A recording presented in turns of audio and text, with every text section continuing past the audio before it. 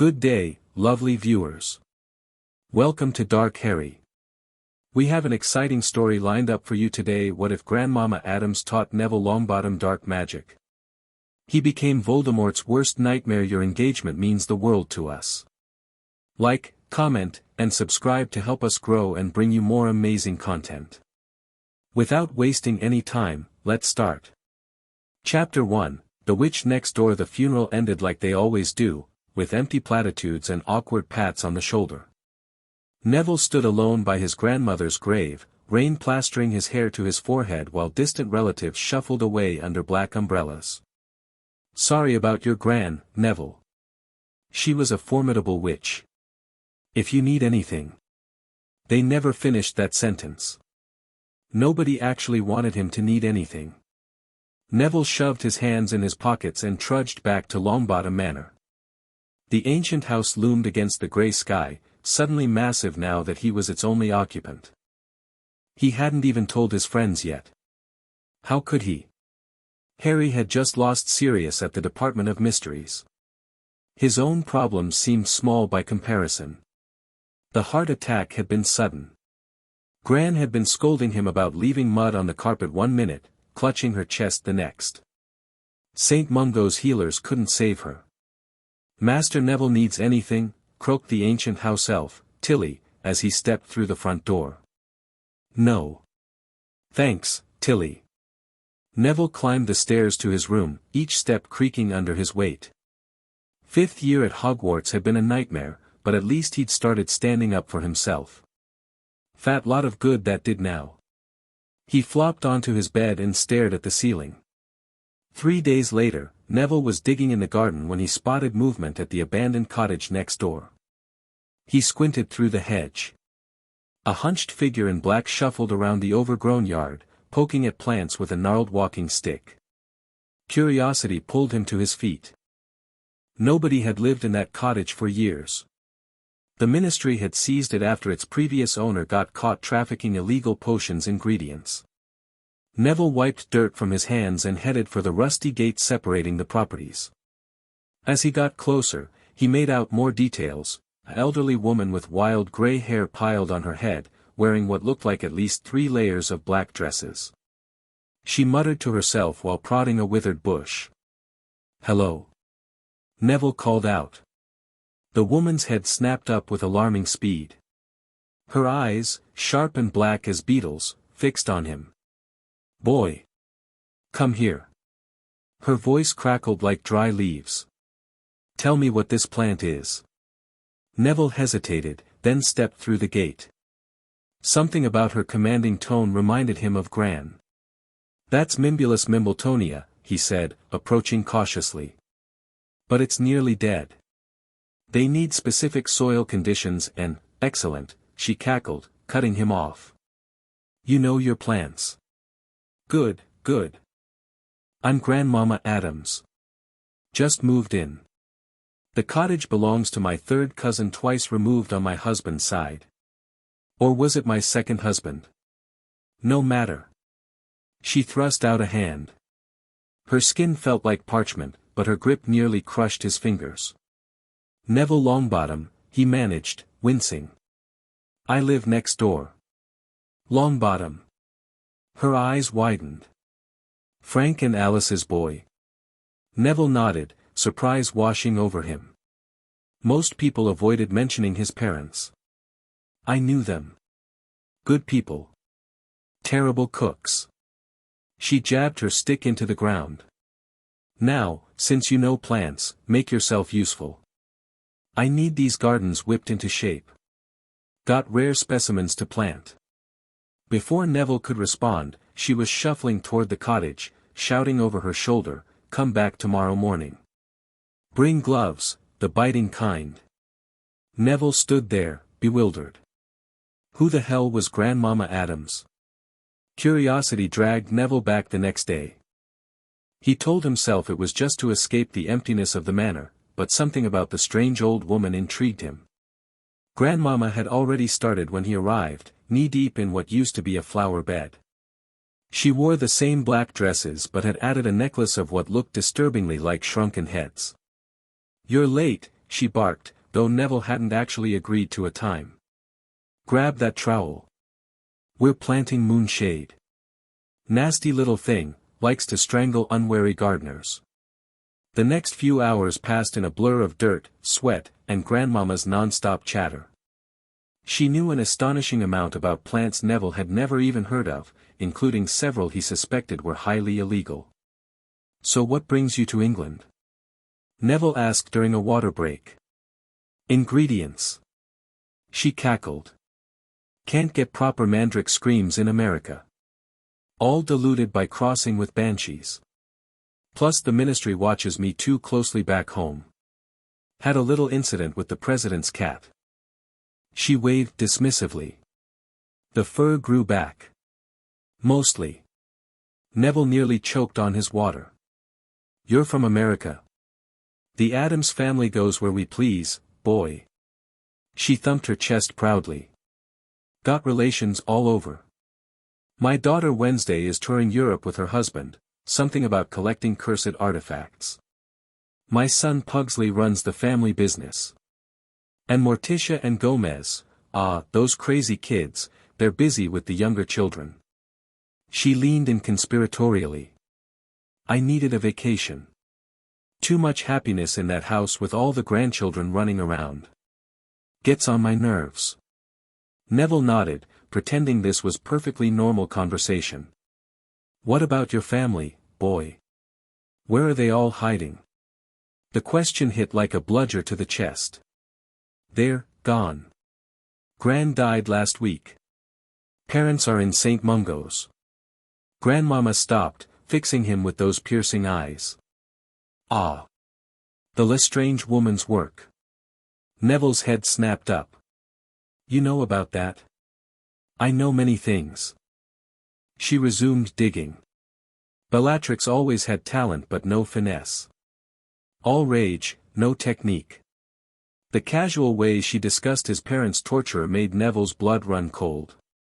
"You know Bellatrix Lestrange?" "Know her. I hexed her once for stealing my recipe for bone-dissolving potion." She cackled again. "Girl never could resist the dark stuff. But she uses it like a hammer when sometimes you need a scalpel." Neville stared, unable to process what he was hearing. Before he could ask more questions, a loud crack split the air. A figure in black robes and a silver mask appeared at the edge of the garden. "Death Eater! Get down!" Neville shouted, fumbling for his wand. His fingers felt thick and clumsy with panic. But Grandmama Addams didn't flinch. She straightened up, brushing dirt from her hands with deliberate slowness. "Well, well," she said, voice suddenly silky. "Uninvited guests. How rude." The Death Eater raised his wand. "Esmeralda Addams. The Dark Lord sends his regards. You refused his invitation. He doesn't take rejection well." "Oh my," Grandmama said, sounding bored. "Another Dark Lord with another invitation. You'd think they'd learn." The Death Eater flicked his wand.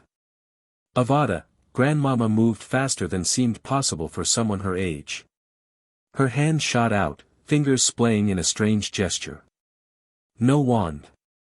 No incantation. The Death Eater froze mid-spell, his body going rigid.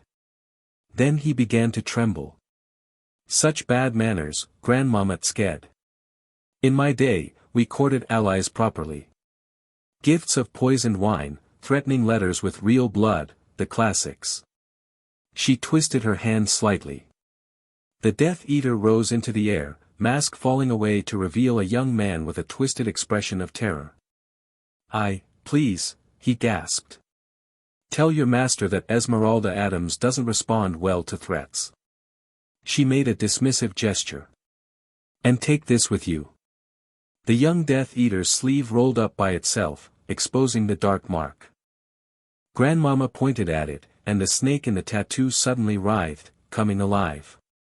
The man screamed as the snake began to crawl across his skin. "Don't worry, it's temporary," Grandmama said cheerfully. "Probably."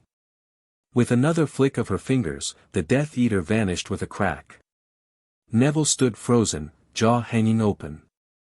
What, how did you, without a wand? Grandmama turned to him as if nothing unusual had happened. Americans don't rely on wands as much as you British do. Crutches, if you ask me. Now, where were we with the moonshade? Neville couldn't move. You just sent away a Death Eater. And did something to his dark mark. Just a little animation charm with a twist of pain enchantment, she said, shrugging. Nothing special.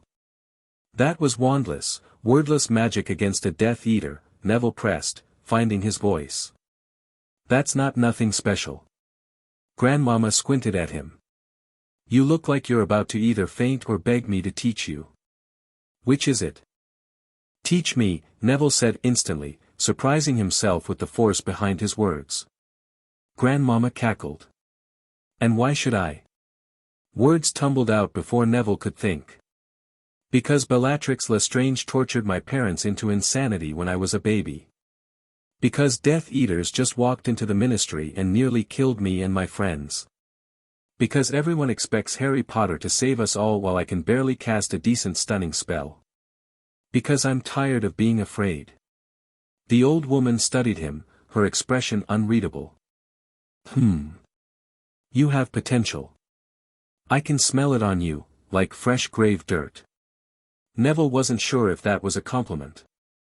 But Addams family magic isn't for the faint-hearted, she continued. It's not what your ministry calls dark or light. It's older. Stranger. I don't care what the ministry calls it, Neville said.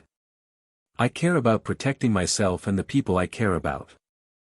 A slow smile spread across Grandmama's face, revealing teeth that seemed too sharp. Come back tomorrow at dawn, she said. Don't eat breakfast. You'll only throw it up anyway. Dawn found Neville standing outside Grandmama's cottage, stomach growling. He'd barely slept, torn between excitement and terror at what he'd gotten himself into. The door swung open before he could knock. The cottage's interior looked nothing like it had the day before. The walls were lined with shelves holding jars of things Neville couldn't identify. Bundles of herbs hung from the ceiling. A cauldron bubbled in the fireplace, emitting green smoke that smelled like rotting leaves and cinnamon. You came, Grandmama said, stirring the cauldron. Good. Many don't return after seeing what we can do. I'm not easily scared off, Neville said, though his voice betrayed him by cracking slightly. Grandmama's laugh sounded like breaking glass. We'll see. First lesson, intent. European wizards hide behind Latin words and precise wand movements. The Addams way is different. Magic is in your blood, your breath, your desire. She pointed to the cauldron. Drink. Neville peered into the bubbling green liquid. What is it? Something to open your senses. Don't worry, if it kills you, I know 17 ways to bring you back. Mostly functional, too. That wasn't reassuring. But Neville took the ladle she offered and drank before he could change his mind. It tasted like dirt and mint and something metallic. His vision blurred immediately. The room spun. His knees buckled. Don't fight it, Grandmama's voice seemed to come from everywhere at once.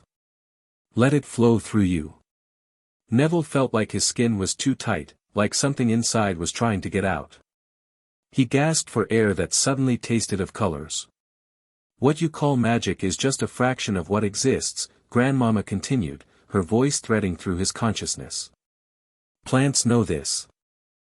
They grow toward the sun without being told how. They defend themselves without incantations. Images flashed through Neville's mind, roots growing through soil, vines strangling predators, seeds exploding into life. Your connection to plants isn't coincidence, boy. Your magic already knows what I'm teaching. It's been waiting. The sensation built to a crescendo, then suddenly stopped. Neville found himself on his hands and knees, panting. The room looked normal again, except, not quite. He could see faint traces of light, magic, flowing through everything. What did you do to me? he gasped. Just cleared out some blockages, Grandmama said, helping him up with surprising strength. Europeans bind their children's magic into narrow channels. Makes it easier to control, harder to access. Addams' magic is wild, boy. Untamed. She handed him a glass of water. Drink. Then we begin. The next few hours were the strangest of Neville's life. Grandmama didn't teach spells or wand movements. Instead, she made him sit with plants, feeling them, listening to them, understanding their nature. Plants are honest, she explained. They don't pretend to be something they're not. Deadly nightshade doesn't apologize for being poisonous. Devil's snare doesn't feel bad about strangling you. They simply are what they are. By midday, Neville could feel the life force in every plant in the garden.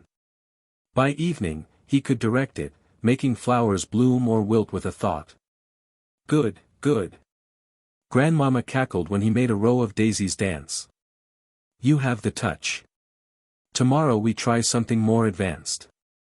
Days blurred together. Neville told Tilly he was helping their new neighbor with gardening, which wasn't entirely a lie. What he didn't mention was how Grandmama was teaching him to infuse plants with intention, protection, aggression, deception. He learned to create hybrid plants that responded to his will. Tendrils that could snatch wands, flowers that released sleeping pollen, roots that could bind intruders. The Addams family has always understood the power of what others fear, Grandmama told him while showing him how to milk venom from a plant she called Cleopatra's Whisper. Poison, darkness, death, these aren't evil. They're natural. Necessary. The problem with wizards today is they've forgotten this balance.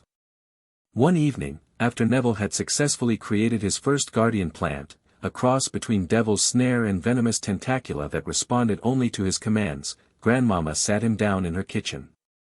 You've learned quickly, she said, pouring a suspicious-looking tea. But you're still holding back. What do you mean? Neville asked, cautiously sipping the tea. It tasted surprisingly normal. I see how you flinch when we discuss offensive magic. You've got it in your head that hurting others is wrong, even when they're trying to hurt you. Neville shifted uncomfortably. I don't want to become like them. Grandmama snorted. Intention matters, boy. Defending yourself isn't the same as torture. The Addams family has survived centuries because we're willing to do what's necessary, but we don't cause pain for pleasure like your Bellatrix. She leaned forward. Tell me about your parents. Neville stiffened. What about them? When was the last time you visited? Last month, he said quietly. Before Gran died. And has anything ever helped them? No. The healers say the damage is permanent. Grandmama made a dismissive noise. Healers. They only know what they're taught. The mind is more resilient than they think, especially when magic is involved. Hope, dangerous and sharp, stabbed through Neville's chest. What are you saying? I'm saying there are ways to reach damaged minds that your healers don't understand. Ways that exist in the spaces between what they call dark and light. Neville's hands trembled. Can you help them? Perhaps. But first, you need to be strong enough to protect them if we succeed. Bellatrix would come for them again. Determination hardened in Neville's gut. Then teach me everything. Grandmama's smile was fierce. Now you're talking like an Addams. 2 weeks before the start of 6th year, Neville stood in Grandmama's garden, eyes closed, feeling the pulse of life around him.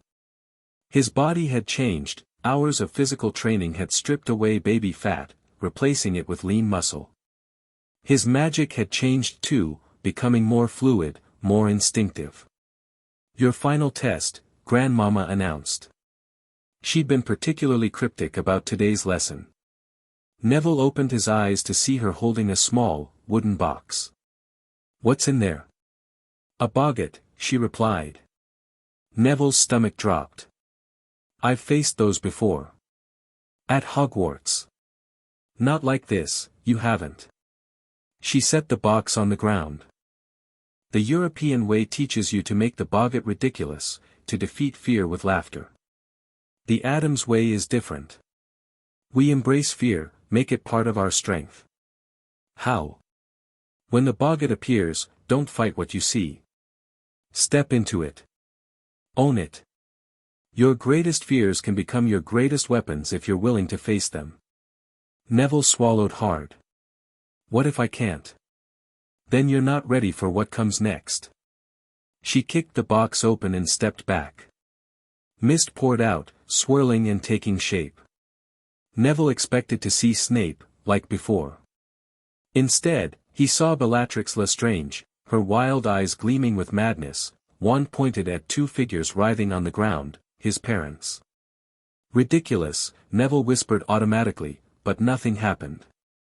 Don't banish it, Grandmama hissed. Face it. Bellatrix's laugh cut through the air. Little Longbottom, so weak, so useless. Couldn't save Mummy and Daddy then, can't save them now. Neville's hands shook. This wasn't how boggarts usually behaved. I've enhanced it, Grandmama explained, seeing his confusion. Made it more interactive. Bellatrix stepped toward him, her form becoming more solid with each step. After I finish them, you're next. Just like your pathetic grandmother. Something snapped inside Neville. Not fear, rage. Pure, white-hot rage that he'd suppressed for years. He didn't reach for his wand. Instead, he reached for the magic Grandmama had taught him to feel, in the earth, in the plants, in himself. It responded instantly, rushing up through his feet, flooding his body.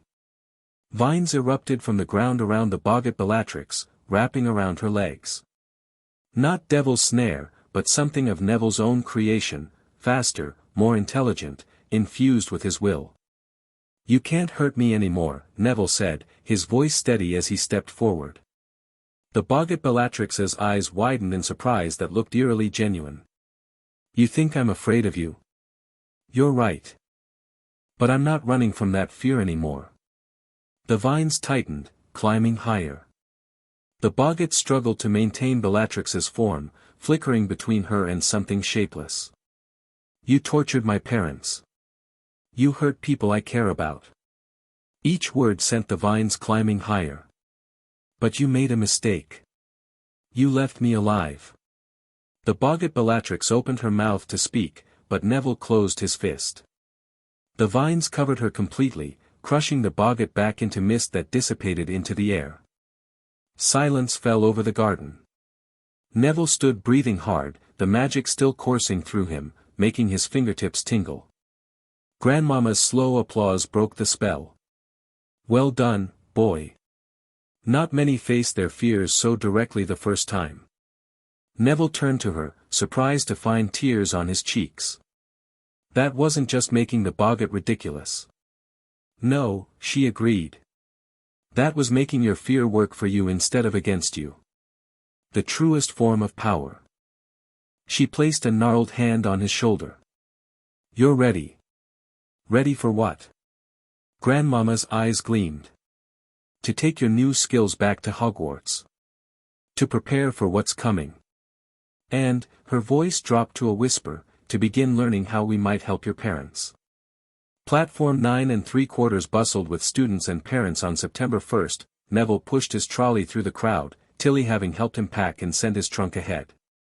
Trevor, for once, sat contentedly in a special terrarium Grandmama had designed, one that satisfied the toad's needs while making escape impossible. Neville. Over here.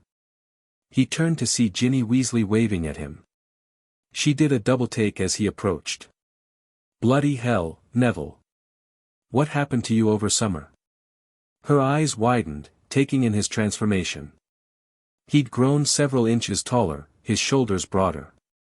The baby fat was gone from his face, revealing defined cheekbones he hadn't known he possessed. But the biggest change wasn't physical, it was how he carried himself, with a quiet confidence that hadn't been there before. Just did some gardening, he said with a small smile. Ginny raised an eyebrow. Must have been some intense gardening. You have no idea, Neville murmured. They boarded the train together, finding a compartment where Luna was already sitting, reading the Quibbler upside down. "Hello, Neville," she said without looking up. "You've changed. You can tell without looking." "Your energy is different," she replied simply, finally lowering her magazine. Her protuberant eyes studied him. "It's swirling now. Before it was all bunched up." Neville blinked. Sometimes Luna's oddness hit remarkably close to the truth. "Thanks, I think."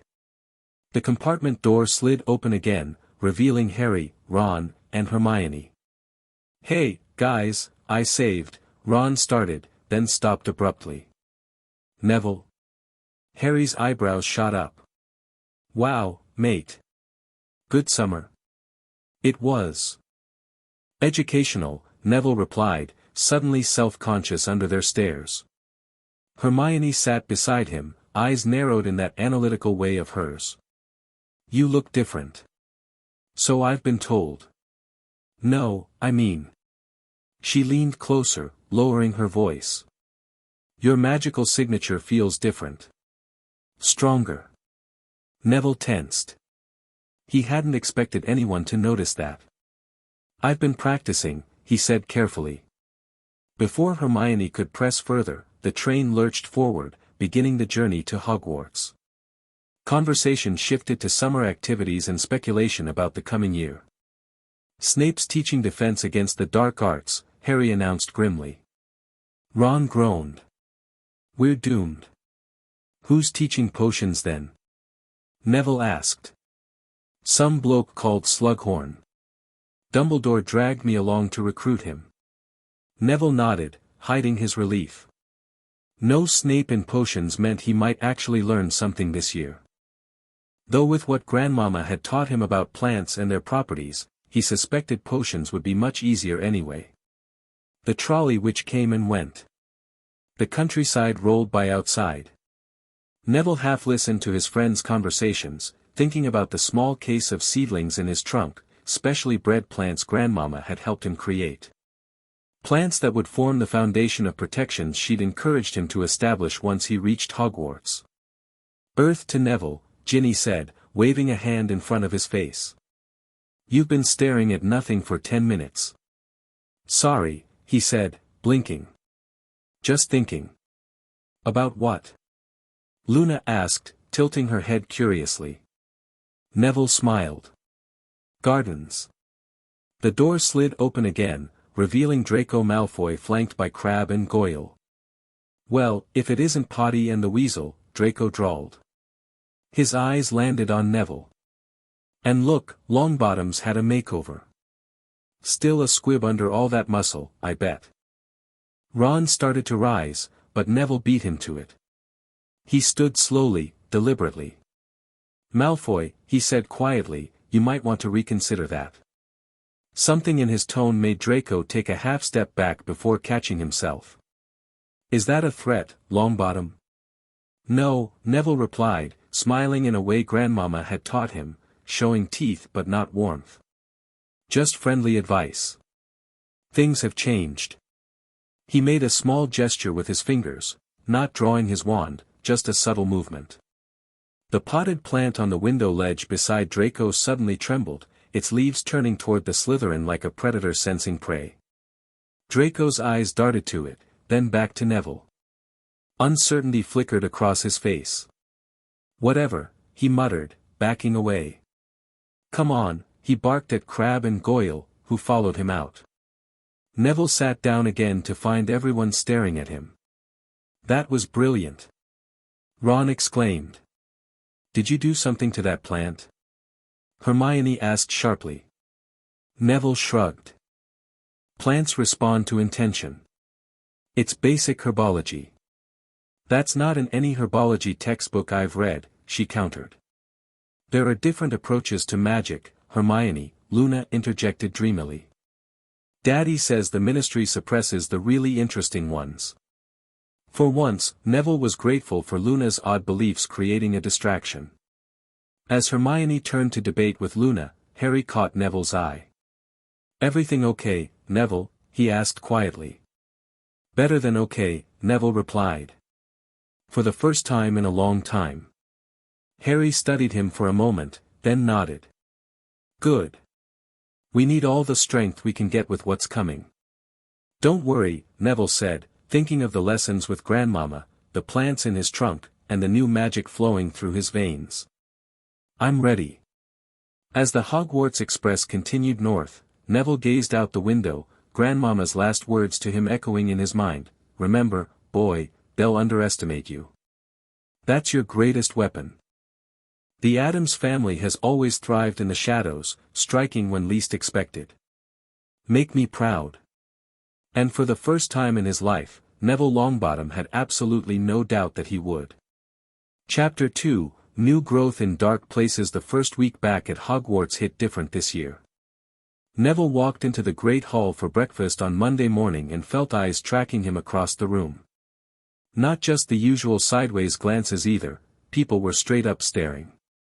You'd think they'd never seen someone change over summer, he muttered to Luna as they sat at their respective house tables. It's not just your appearance, Luna replied, her voice carrying easily despite the distance between Gryffindor and Ravenclaw tables. Your aura's completely different. It's quite striking, actually.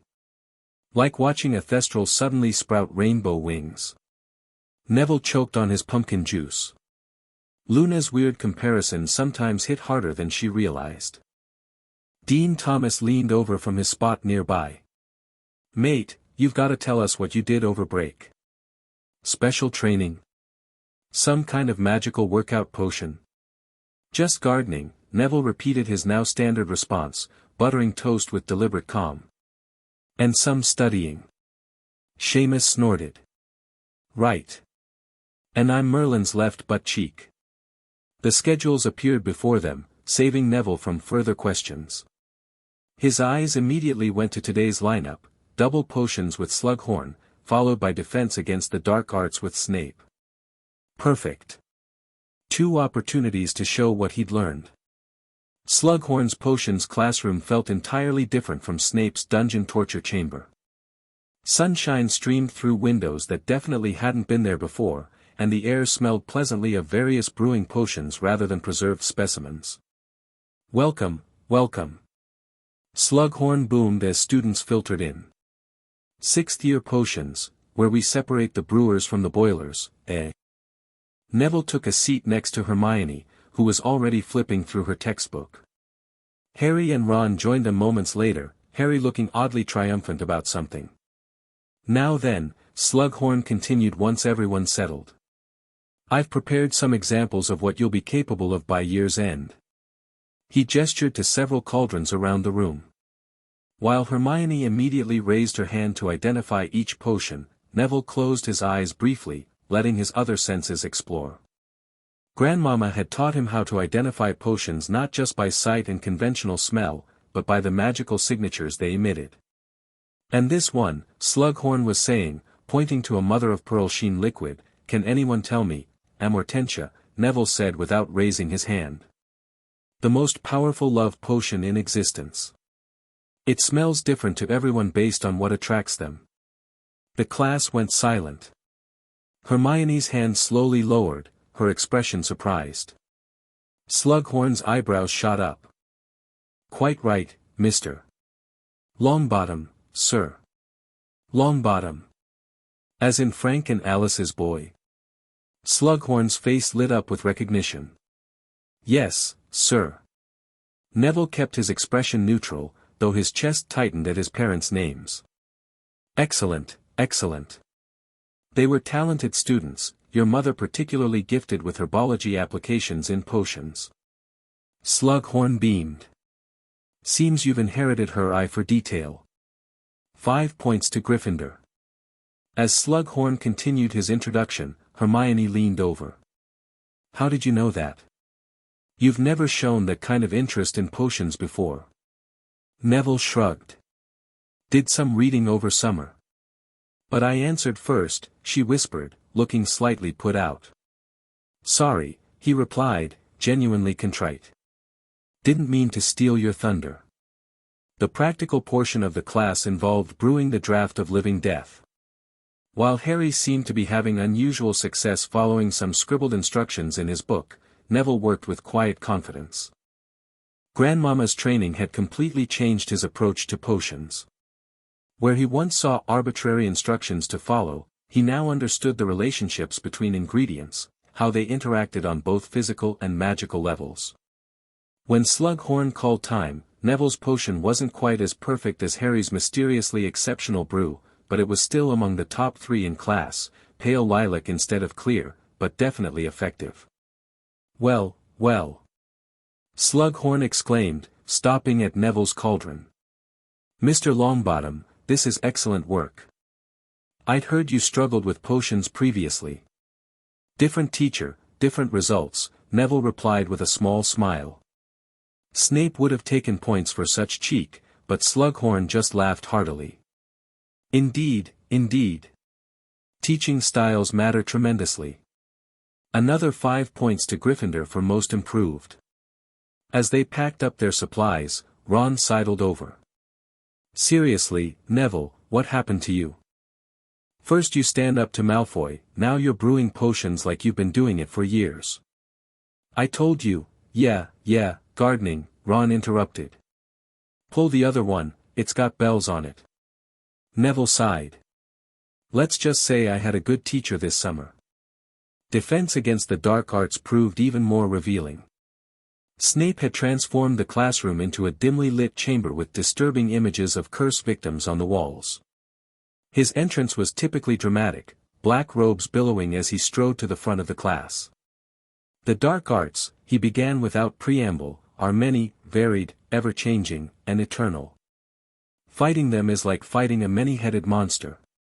As Snape continued his oddly passionate introduction, Neville found himself analyzing the professor with new eyes. Grandmama had taught him to look beyond surface impressions, to see the currents of magic and intention beneath. What he sensed from Snape surprised him. There was darkness there, yes, but not the malevolent kind he'd expected. It was more complicated. Today, Snape announced, we will practice nonverbal spells. Divide into pairs. One will attempt to jinx the other without speaking. The other will attempt to repel the jinx, also in silence. Students scrambled to find partners. Neville ended up facing Seamus, who looked entirely too gleeful about the opportunity to throw hexes at him. Begin, Snape instructed coldly. Seamus raised his wand, his face screwing up in concentration as he attempted a silent spell. Nothing happened. He tried again, growing redder with effort. Neville waited patiently. This was child's play compared to what Grandmama had taught him about wandless, wordless magic. When Seamus finally managed to produce a feeble knockback jinx, Neville deflected it with a casual flick of his wand, not even bothering with a shield charm, just redirecting the energy. Seamus stared. How'd you do that? Before Neville could answer, Snape's voice cut through the room. Pathetic, Finnegan. At least attempt to focus your meager talents. The professor's eyes slid to Neville. Longbottom. Demonstrate your defensive capabilities against a stronger opponent. He gestured to Theodore Nott, a tall, lean Slytherin who rarely associated with Malfoy's gang. Nott, you will attack. Non-verbally. Nott stepped forward, dark eyes assessing Neville coolly. Unlike Seamus, Nott didn't telegraph his intentions. His wand moved in a swift, practiced motion. The stinging hex came fast, invisible but not undetectable to Neville's heightened senses. He felt the magic gathering before Nott even completed the wand movement. Instead of the shield charm everyone expected, Neville sidestepped smoothly and, with a fluid gesture, sent a wordless Expelliarmus back at Nott. The Slytherin's wand flew from his hand before he could react. The room went silent. Snape's eyes narrowed. Interesting technique, Longbottom. Where did you learn to sense incoming spells? Just instinct, Professor, Neville replied, holding Snape's gaze steadily. Something flashed across Snape's face, suspicion, perhaps, or curiosity. 10 points to Slytherin for Nott's excellent non-verbal casting, he said finally. And 5 to Gryffindor for Longbottom's unexpected competence. Coming from Snape, it was practically a standing ovation. As class ended, Nott approached Neville in the corridor. "That wasn't instinct," he said quietly. "You've been trained." Neville studied the Slytherin. Unlike Malfoy's obnoxious arrogance, Nott carried himself with reserved confidence. "You'd know training when you see it, wouldn't you?" A ghost of a smile touched Nott's lips. "My family has traditions outside Hogwarts' curriculum. So does mine, apparently." They regarded each other with new awareness, neither friendly nor hostile, just recognizing something similar. "Be careful, Longbottom," Nott said finally. "Some types of magic draw attention. Not all of it welcome." "I could say the same to you." Nott inclined his head slightly and walked away, leaving Neville with the distinct impression he'd just made either a valuable ally or a dangerous rival. By the end of the week, Neville's transformation was the talk of Hogwarts. "Did you hear Longbottom actually got praised by Snape? I saw him helping 7th years with their herbology project. Somebody said he made a plant attack Malfoy on the train." The whispers followed him everywhere. Most were bemused or impressed, but not all reactions were positive. Draco Malfoy and his cronies watched him with increasing hostility, while Hermione's curiosity had evolved into barely concealed suspicion. Saturday morning found Neville in the greenhouses well before breakfast, tending to his special project. Professor Sprout had been delighted to give him his own corner for experimental herbology studies, after he'd helped her repot particularly aggressive fanged geraniums without a single bite. "Morning," came a dreamy voice behind him. Neville turned to see Luna, hair tied up with what appeared to be living vines, watching him work. "You're up early," he said, carefully covering the unusual seedlings he'd been tending. "The blibbering humdingers were quite active at dawn," she replied serenely. "They led me here." "What are you growing?" Neville hesitated. Luna was perhaps the only person who wouldn't question his methods, but still. "Protection," he said finally. Luna nodded as if this made perfect sense. "The castle's old defenses are weakening. I've felt it too." "You have?" Neville looked at her with renewed interest. "Oh yes. The stonework whispers about it at night." She approached his workbench, studying the seedlings with interest. "These aren't ordinary plants." "No," Neville admitted. "They're hybrids I developed over summer."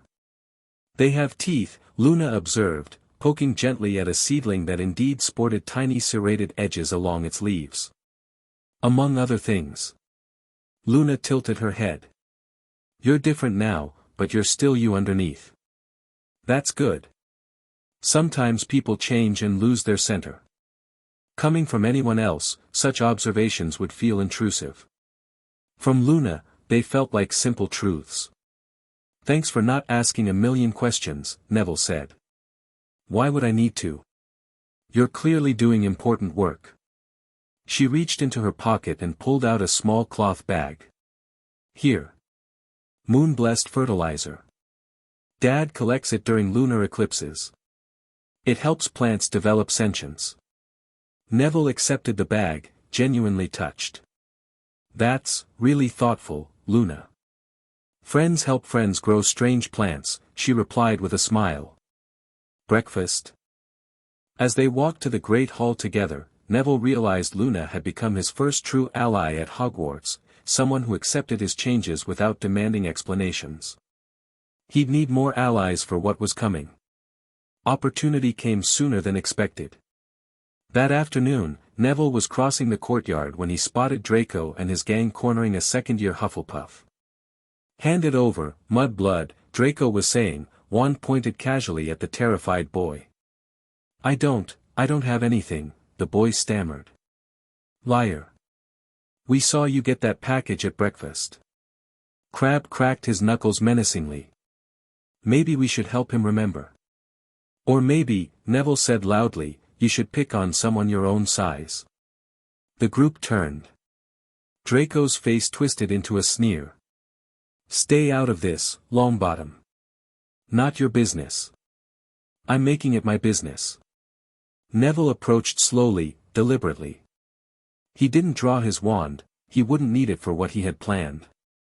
Crabbe and Goyle moved to intercept him, but Neville didn't break stride. As Grandmama had taught him, confidence often deterred aggression better than any spell. 3 against 1, Longbottom, Draco smirked. Brave but stupid. I'm counting 4, actually, Neville replied, nodding toward the Hufflepuff. Though I think I can handle you 3 myself. Crabbe lost patience and lunged forward. You talk big for, his words cut off as his feet suddenly wouldn't move.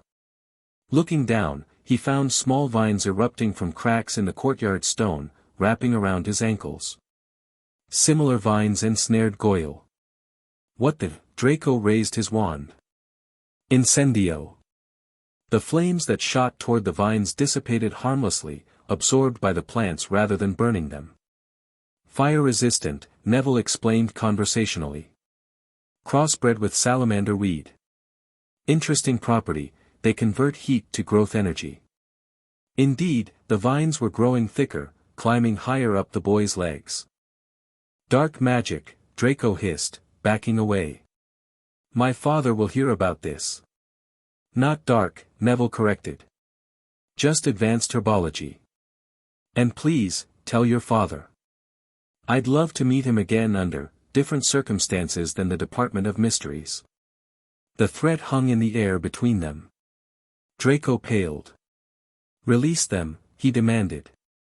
After you apologize to, Neville turned to the Hufflepuff boy. Oliver, the boy supplied, eyes wide with amazement. To Oliver. And swear to leave him alone. Draco's face contorted with rage and humiliation.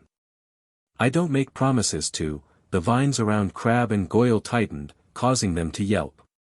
Fine. Draco spat. Sorry, Oliver. We'll leave you alone. Happy now?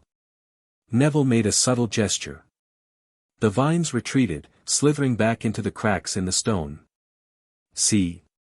Civilized resolution. Neville smiled pleasantly. By the way, if you're thinking of retaliation later, don't. These plants are just the tip of what I can do. He turned to Oliver.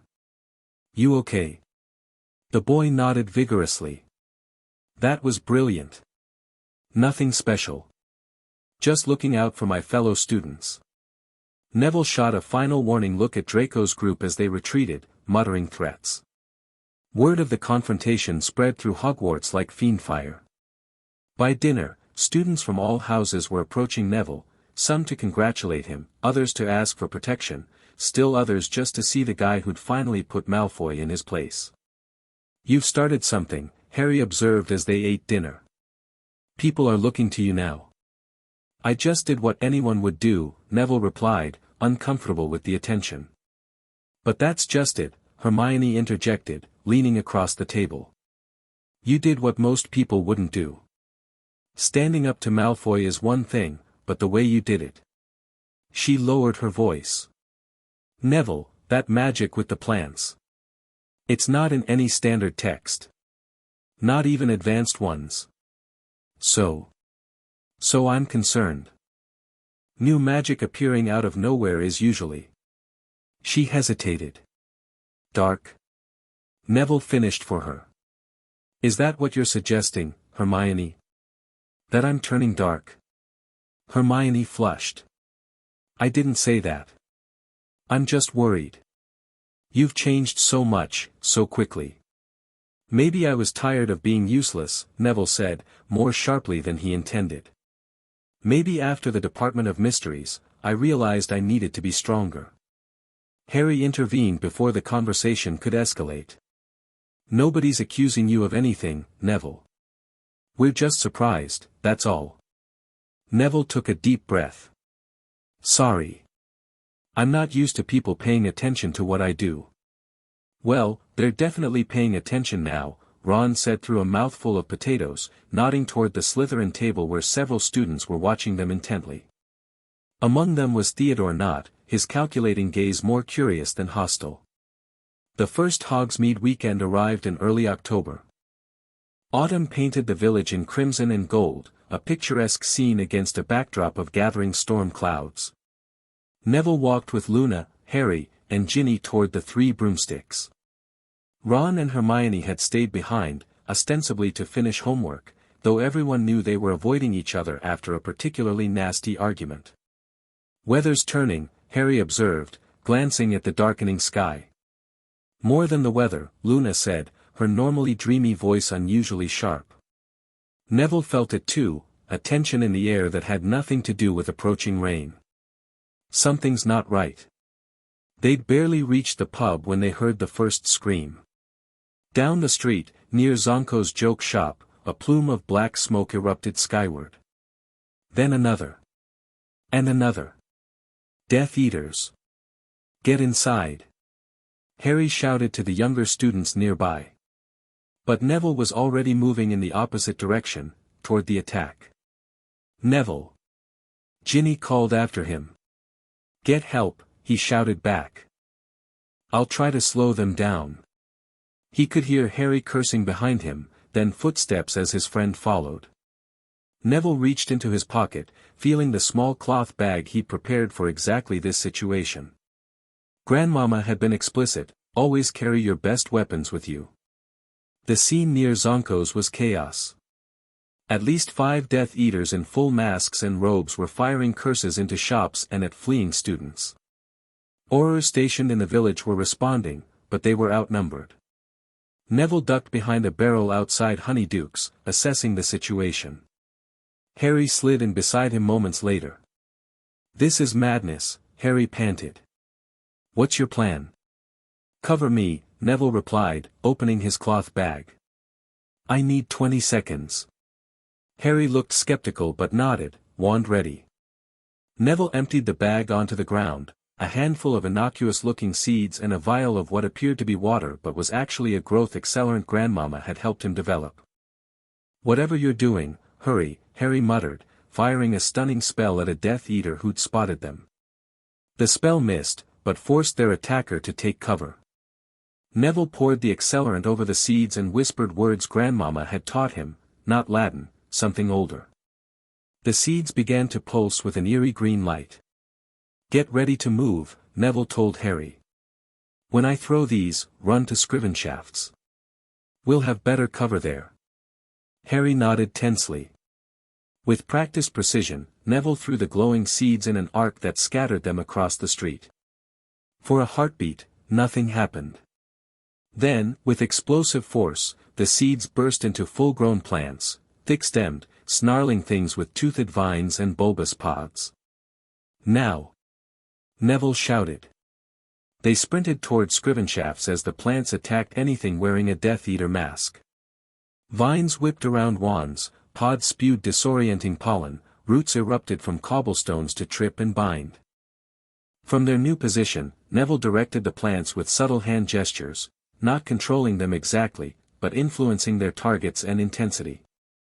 That's incredible," Harry breathed, watching as the plants effectively neutralized 2 Death Eaters. "Where did you learn this?" "Family secret," Neville replied, focusing on keeping the plants from harming civilians. The tide of battle was turning. Students had reached safety, Aurors were regrouping, and the remaining Death Eaters were falling back. Then a cold, female laugh cut through the chaos. "Clever little tricks with your weeds," the voice called out. "But plants burn, blood traitor." Bellatrix Lestrange stepped into view, her wild dark hair framing a face alight with malicious glee. With a sweeping gesture, she sent a wall of cursed fire toward Neville's plants. Unlike normal fire, this purple-black flame devoured the plants without being absorbed, turning them to ash instantly. Neville felt each plant's death like a pinprick against his consciousness. Anger rose in him, cold and focused, just as Grandmama had taught him to channel it. "She's mine," he told Harry, stepping out from cover. "Neville, no." Harry grabbed for his arm, but Neville was already moving. "Bellatrix," he called out, drawing her attention fully to him. She turned, tilting her head in mock confusion. "Do I know you, boy?" "You should," Neville replied, his voice carrying across the now silent street. "You took my parents from me." Recognition dawned on her face, followed by cruel delight. Little baby Longbottom. All grown up and playing with plants. She cackled. "How are Mummy and Daddy? Still drooling on themselves at St. Mungo's?" The taunt, designed to enrage him, washed over Neville without effect. Grandmama had prepared him for this, made him face his deepest pain until he could use it rather than be controlled by it. "They're better than you'll be when I'm finished," he said calmly, raising his wand. Bellatrix's eyes widened slightly at his composure. She'd expected blind rage, not this cold determination. "You dare challenge me, boy?" "I who was the Dark Lord's most faithful," Neville attacked mid-sentence, not with a standard spell, but with a whipping curse Grandmama had taught him, one that sent a lash of pure magical force at his opponent. Caught off guard, Bellatrix barely deflected it, her surprise evident. "Interesting," she hissed. "Someone's been teaching you tricks." Their duel escalated rapidly. Bellatrix fought with insane creativity, shifting between standard curses and obscure dark magic with unpredictable rhythm. But Neville held his own, his style equally unconventional, combining Hogwarts training with Grandmama's teachings. Where Bellatrix was chaos and madness, Neville was controlled precision. He didn't waste energy on elaborate wand work, focusing instead on power and timing. Around them, the remaining Death Eaters and Aurors had stopped fighting to watch the unexpected confrontation. Bellatrix grew increasingly frustrated as Neville countered her attacks. "Who taught you?" she demanded between curses. "This isn't Dumbledore's style." Neville allowed himself a small smile. "Family friend. You might know her, Esmeralda Addams." The effect was immediate. Bellatrix's face contorted with recognition and something close to fear. "Addams? That old hag is in England." "Sends her regards," Neville replied, using her momentary distraction to land a stinging hex that sliced across her cheek. Bellatrix touched the blood with disbelief, then snarled with renewed fury. She abandoned all restraint, launching a barrage of killing curses that forced Neville into defensive maneuvers. "You've improved, little Longbottom," she spat, "but you're still not in my league." A vicious curse caught Neville's shoulder, spinning him around. Pain exploded through his arm, but he kept his footing. Before Bellatrix could follow up, a series of cracks announced the arrival of Order members, Tonks, Lupin, and others operating into the village. Bellatrix hissed in frustration. "We'll finish this later, boy." She fixed him with a burning stare. "And then I'll visit your parents to tell them all about it." She disapparated with a crack, the remaining Death Eaters following suit. Neville stood in the suddenly quiet street, breathing hard, blood soaking his sleeve. The confrontation had been brief but revealing. He'd held his own against one of Voldemort's deadliest followers, but she'd still outmatched him in raw power. Not for long, though. He had plans for Bellatrix Lestrange. Harry reached him first. "That was the stupidest, bravest thing I've ever seen," he said, helping Neville sit down as his injured arm finally gave out. "And I've done some pretty stupid, brave things. Had to try," Neville winced. "Needed to see what I was up against." "You're bleeding badly," Ginny said, appearing with Luna beside her. "That looks like a Kruer curse. It prevents magical healing." Luna knelt beside him, pulling strange-looking leaves from her pocket. "Grindylow sage," she explained, pressing them to his wound. "Counters blood curses." "Thanks," Neville murmured, the pain immediately dulling. Aurors and teachers were converging on them, questions already forming on their lips. But Neville's mind was elsewhere, analyzing every moment of the duel, identifying weaknesses, forming a plan. Bellatrix had raw power and decades of experience, but she also had vulnerabilities. Her arrogance. Her emotional instability. Her tendency to underestimate opponents. Most importantly, she'd shown fear at Grandmama's name. Neville. Luna's voice pulled him back to the present. Your eyes look different. Different how? Like you're seeing things the rest of us can't, she replied softly. Be careful with revenge. It has teeth that bite both ways. Neville met her concerned gaze. It's not just revenge, Luna. It's justice. For my parents, for all her victims. Mr. Longbottom, Professor McGonagall's stern voice interrupted as she reached them. What in Merlin's name did you think you were doing, dueling Bellatrix Lestrange? Buying time, Professor, he answered smoothly. Keeping her occupied until reinforcements arrived. McGonagall's expression made it clear she didn't believe him for a second, but with injured students needing attention, she postponed further interrogation. As they were escorted back to the castle, Neville caught Theodore not watching him from a doorway, the Slytherin's expression unreadable. Their eyes met briefly before not nodded, a gesture of acknowledgement, perhaps even respect. The battle lines were being drawn, and not all of them followed house colors. The Hogsmeade attack dominated conversation for weeks afterward. Neville found himself the subject of even more attention, some admiring, some suspicious, all intense. You've got a fan club now, Ginny teased one evening in the common room, nodding toward a group of fourth years who were watching Neville with undisguised hero worship. They'll get over it, he replied, focusing on the ancient herbology text Luna had found for him in a forgotten corner of the library. Not if you keep pulling stunts like facing down Bellatrix Lestrange in single combat. Ginny studied him. That was personal for you, wasn't it? Neville looked up. You know about my parents. Harry told me after the Department of Mysteries. She hesitated. Are you planning something, Neville? Would it matter if I was? It would to your friends. Ginny leaned closer. Look, I get wanting revenge. If someone hurt my family like that. But Bellatrix is dangerous. More than dangerous. So am I, Neville said quietly. Or I will be. Ginny didn't back away as most would have at such a statement. Instead, her brown eyes hardened with understanding. Then don't do it alone.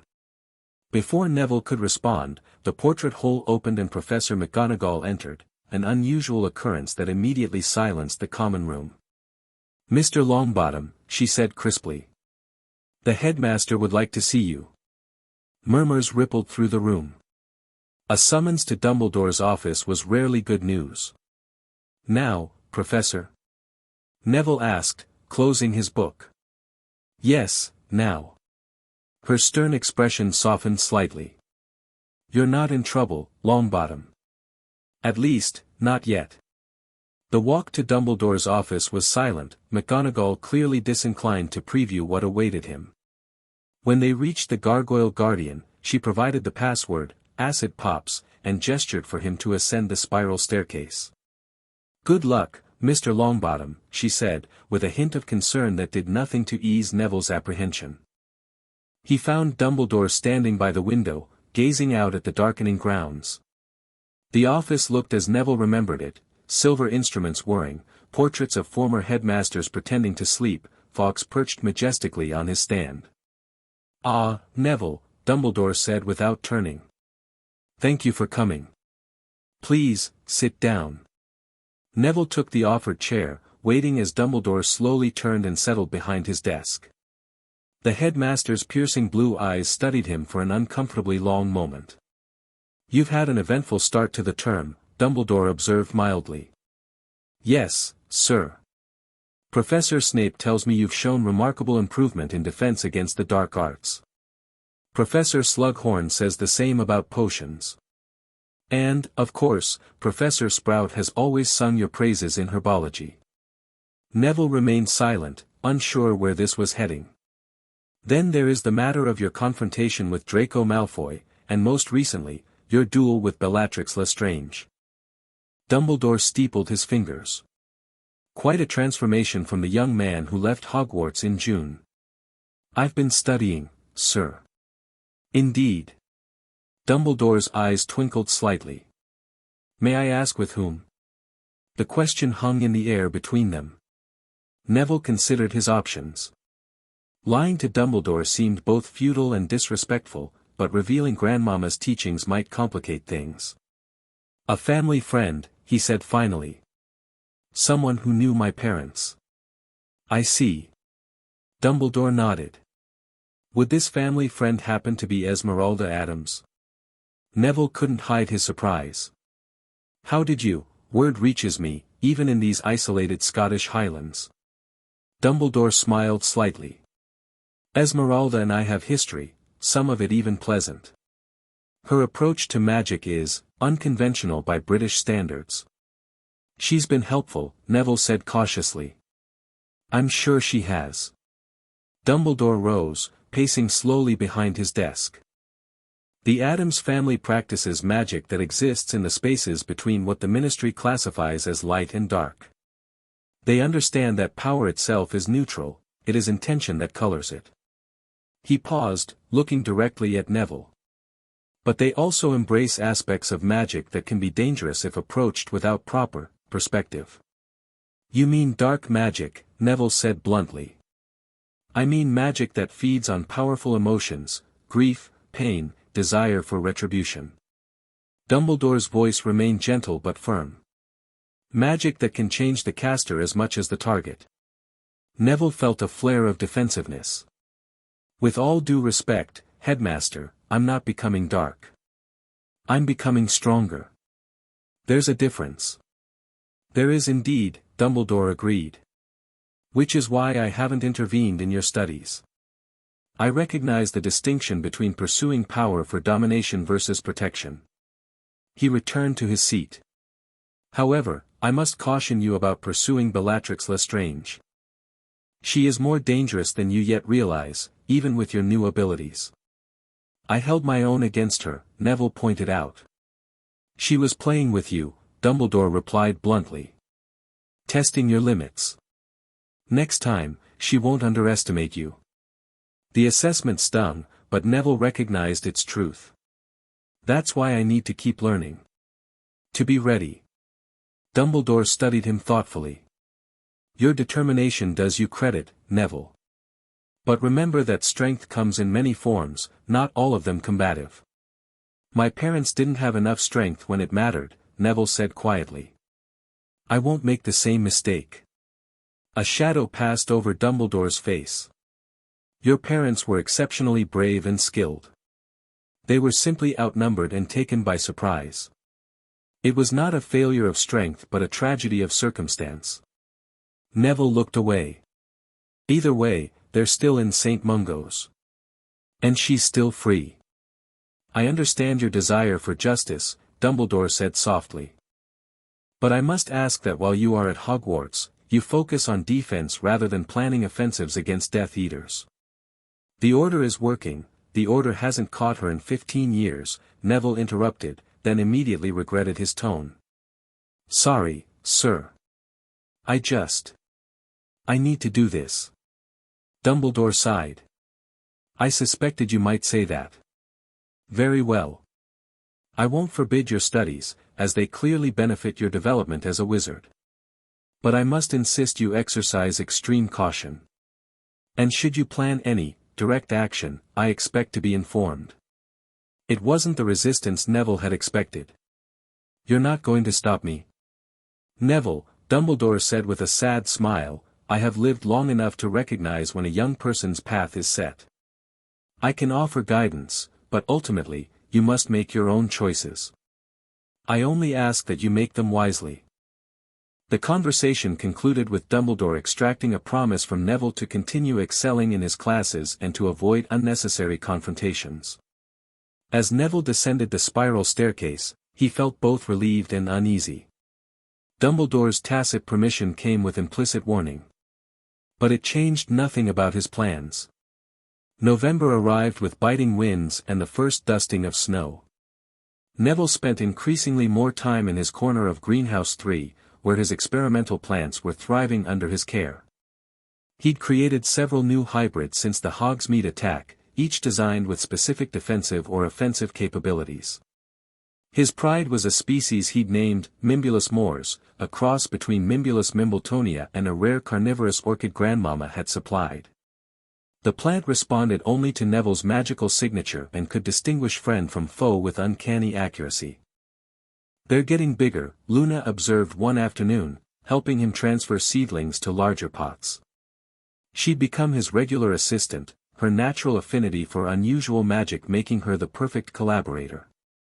"They need to be," Neville replied, gently guiding a tendril that seemed determined to curl around his wrist. "The ones I used in Hogsmeade weren't strong enough." Luna regarded him with her uniquely perceptive stare. "You're planning something." It wasn't a question, so Neville didn't treat it as one. Instead, he continued working, carefully pruning a growth that had developed in the wrong direction. "Bellatrix will come back," Luna said after a moment. "She feels challenged by you now." "I'm counting on it." Luna nodded as if this confirmed a theory. "You're setting a trap." Neville finally looked up. "Yes. Using yourself as bait is dangerous," she said matter-of-factly. "But effective. Will you tell the others?" By others, she meant Harry, Ron, Hermione, and Ginny, their friends who'd fought alongside them at the Department of Mysteries. "Not yet," Neville decided. "Harry has enough to worry about with whatever missions Dumbledore's giving him. Ron and Hermione are barely speaking to each other. And Ginny cares about you," Luna finished. "More than you realize." Neville felt heat rise in his cheeks. "She's Harry's girlfriend." "Not officially," Luna pointed out. "And even if she were, feelings are complicated things. Like these plants of yours, they grow in unexpected directions." Before Neville could formulate a response, the greenhouse door opened, admitting a blast of cold air and Theodore Nott. Luna continued working, unfazed by the Slytherins' arrival, but Neville straightened, instantly alert. He and Nott had maintained their strange, distant acknowledgement of each other since the Hogsmeade incident, but this was the first time the Slytherin had sought him out directly. "Longbottom," Nott greeted him with a nod. "Love good." "Nott," Neville returned evenly. "Greenhouse 3 is usually empty this time of day. That's why I came." "Wanted a private word." Nott's eyes flickered to Luna. "Just us." "Luna stays," Neville said firmly. "Anything you have to say, you can say in front of her." Nott hesitated, then shrugged. "Your call." He approached the workbench, studying the plants with educated interest. "Interesting hybrids. Ministry approved. Does it matter?" A thin smile touched Nott's lips. "Not to me. My family's library includes texts the Ministry banned centuries ago." "What do you want, Nott?" Neville asked, cutting to the chase. The Slytherin straightened. "Information exchange. I know things you'd find useful. I suspect you know things I'd find useful." "Like what?" "Like the fact that Bellatrix Lestrange has been asking questions about you." Nott's voice was casual, but his eyes watched Neville's reaction carefully. "And about your teacher. The Addams woman." Neville kept his expression neutral despite the jolt of both concern and satisfaction the news brought. "And why would you share this with me?" "Because not all Slytherins support the Dark Lord," Nott said quietly. "Some of us have family complications that make our position difficult. But we aren't all Malfoy." "That doesn't answer my question." Nott sighed. "My father is a Death Eater. He expects me to follow the same path. I have different plans." Luna, who had been silent throughout the exchange, suddenly spoke. "He's telling the truth, Neville. The Raxperts around him are clear." Nott blinked at her, momentarily thrown, then recovered. Thank you, Lovegood." Neville considered the situation. An alliance with Nott could provide valuable intelligence, but trusting a Slytherin with Death Eater connections was risky. "What exactly are you proposing?" he asked finally. Information exchange, as I said. I can tell you what Bellatrix is planning. You can tell me about alternative magic, the kind the Addams woman taught you. Knott's expression turned earnest. I need options beyond what my father envisions for me. And if this is a trap, then I'm a very poor Slytherin, approaching you directly instead of through intermediaries. Knott smiled thinly again. Besides, I suspect your plants here would make short work of me if I tried anything. As if to emphasize his point, one of the Mimbulus Moor seedlings extended a tendril in Knott's direction, quivering slightly. Neville made his decision. Limited exchange. I'll tell you about some of the theory behind what I'm doing. You tell me everything you hear about Bellatrix. Deal. Knott extended his hand. As they shook, Luna smiled serenely. How interesting. The lines between houses blur when darkness grows. Just like the Sorting Hat warned. Both boys stared at her, then at each other. Sometimes Luna's observations were uncomfortably prophetic. December brought heavier snow and holiday preparations. Most students were eagerly anticipating going home for Christmas, but Neville had other plans. He'd arranged to stay at Hogwarts, ostensibly to tend his experimental plants, but really to prepare the next phase of his strategy. The information from Knott had proved reliable and valuable. Bellatrix was indeed fixated on Neville now, viewing his connection to Grandmama Addams as a personal affront. According to Knott's sources, she was planning something for after the Christmas break, a demonstration to prove her superiority once and for all. Perfect. 2 days before the holidays, Neville received a letter from Grandmama. Her distinctive script, written in what appeared to be red ink but smelled suspiciously metallic, delivered unexpected news. Dearest Neville, your progress reports delight me. The plant hybrids sound particularly promising. Your parents would be proud, especially your mother, who always had a gift for creative applications of herbology. I've decided to pay you a visit at that drafty castle of yours after the Yule festivities. There are certain techniques that require in-person instruction, and I find myself missing your company. The cottage is dreadfully quiet without your questions. Also, my great-niece Wednesday has sent me the most fascinating specimen from Romania, a vampire orchid hybrid that feeds on magical signatures rather than blood. I think you'll find it useful for your special project. Do give my regards to young Bellatrix if you see her. Tell her I haven't forgotten our last encounter, and I still have the scar to prove it.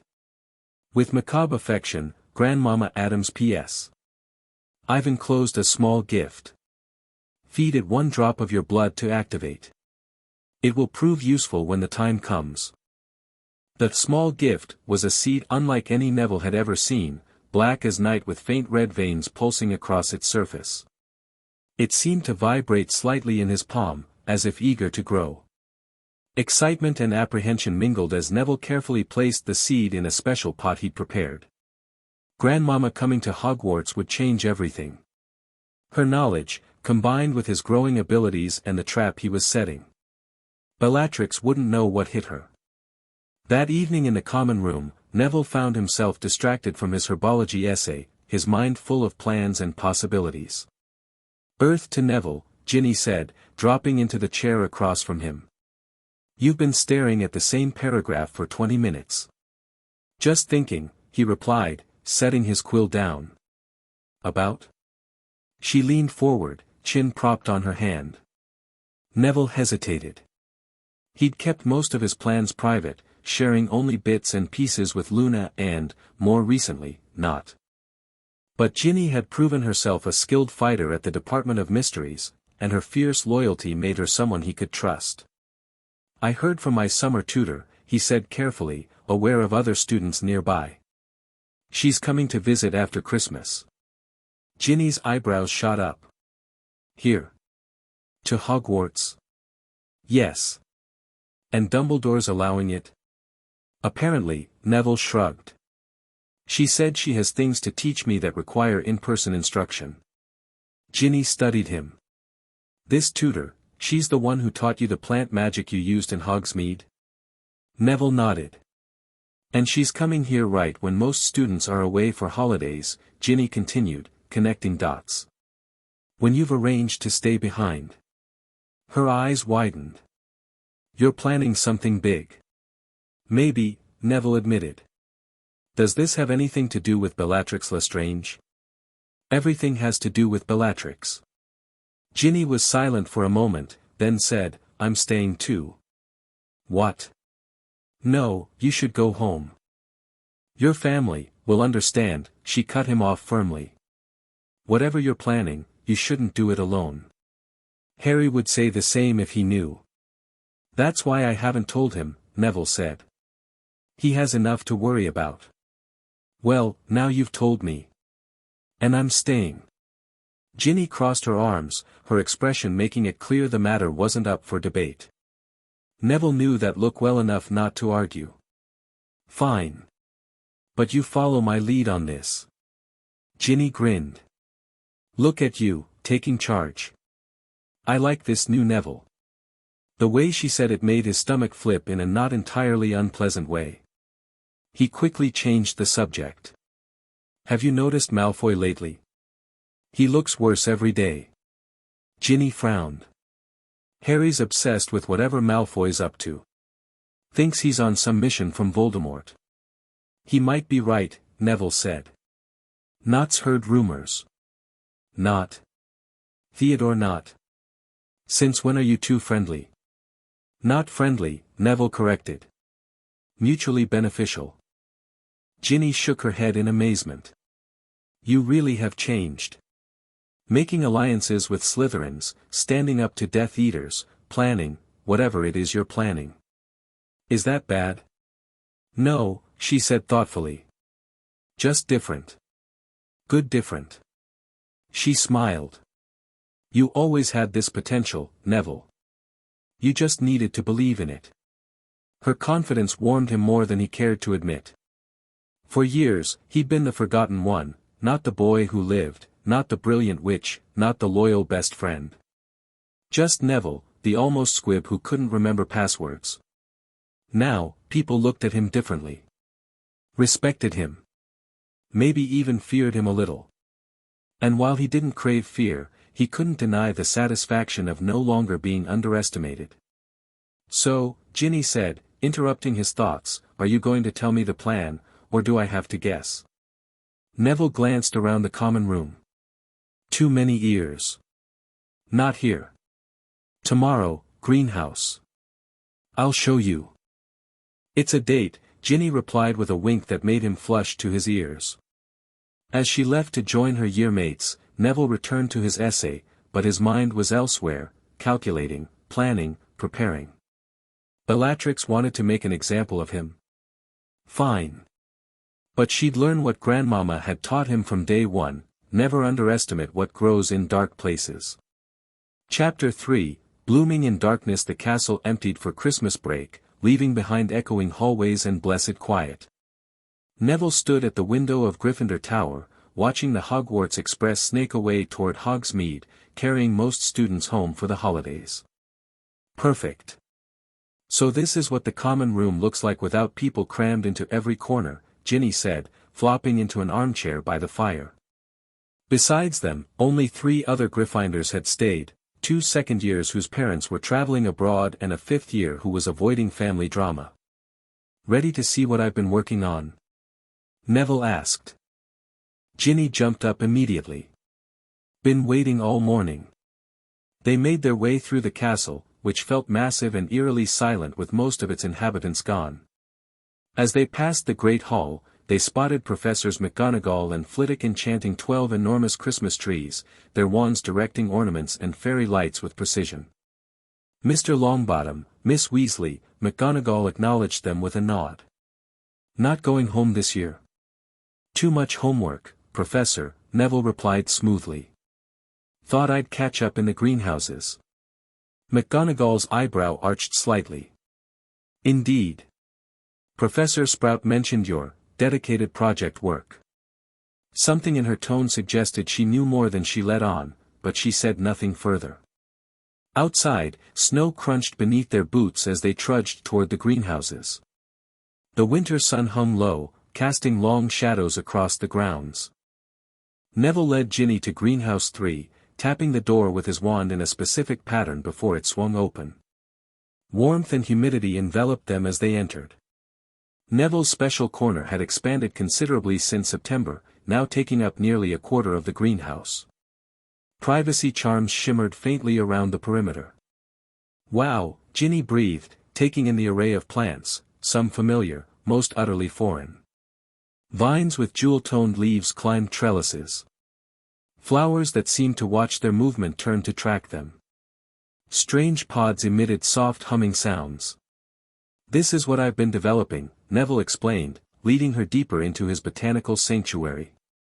Each plant has specific properties: defensive, offensive, tactical. He pointed to a cluster of innocent-looking blue flowers. These release a pollen that temporarily disables magical ability when inhaled. Next, he indicated thick vines with thorned edges. These can restrain even giants, growing stronger the more they struggle. "Neville, this is incredible," Ginny murmured, examining a plant with silvery leaves that seemed to phase in and out of visibility. "Is this even legal?" "Technically, the Ministry has no classification for most of these," Neville replied. "They're my own hybrids. Can't regulate what they don't know exists." Ginny shot him an impressed look. "Sneaky. I like it." He led her to the center of his section, where a single black pot sat isolated from the others. Inside was the seed Grandmama had sent, now sprouted into a small, pulsing plant with midnight black stems and blood-red leaves. "This," Neville said quietly, "is the centerpiece of my plan for Bellatrix." Ginny leaned closer, then jerked back when the plant suddenly twisted toward her. It feels like it's watching me." "It is. In a way."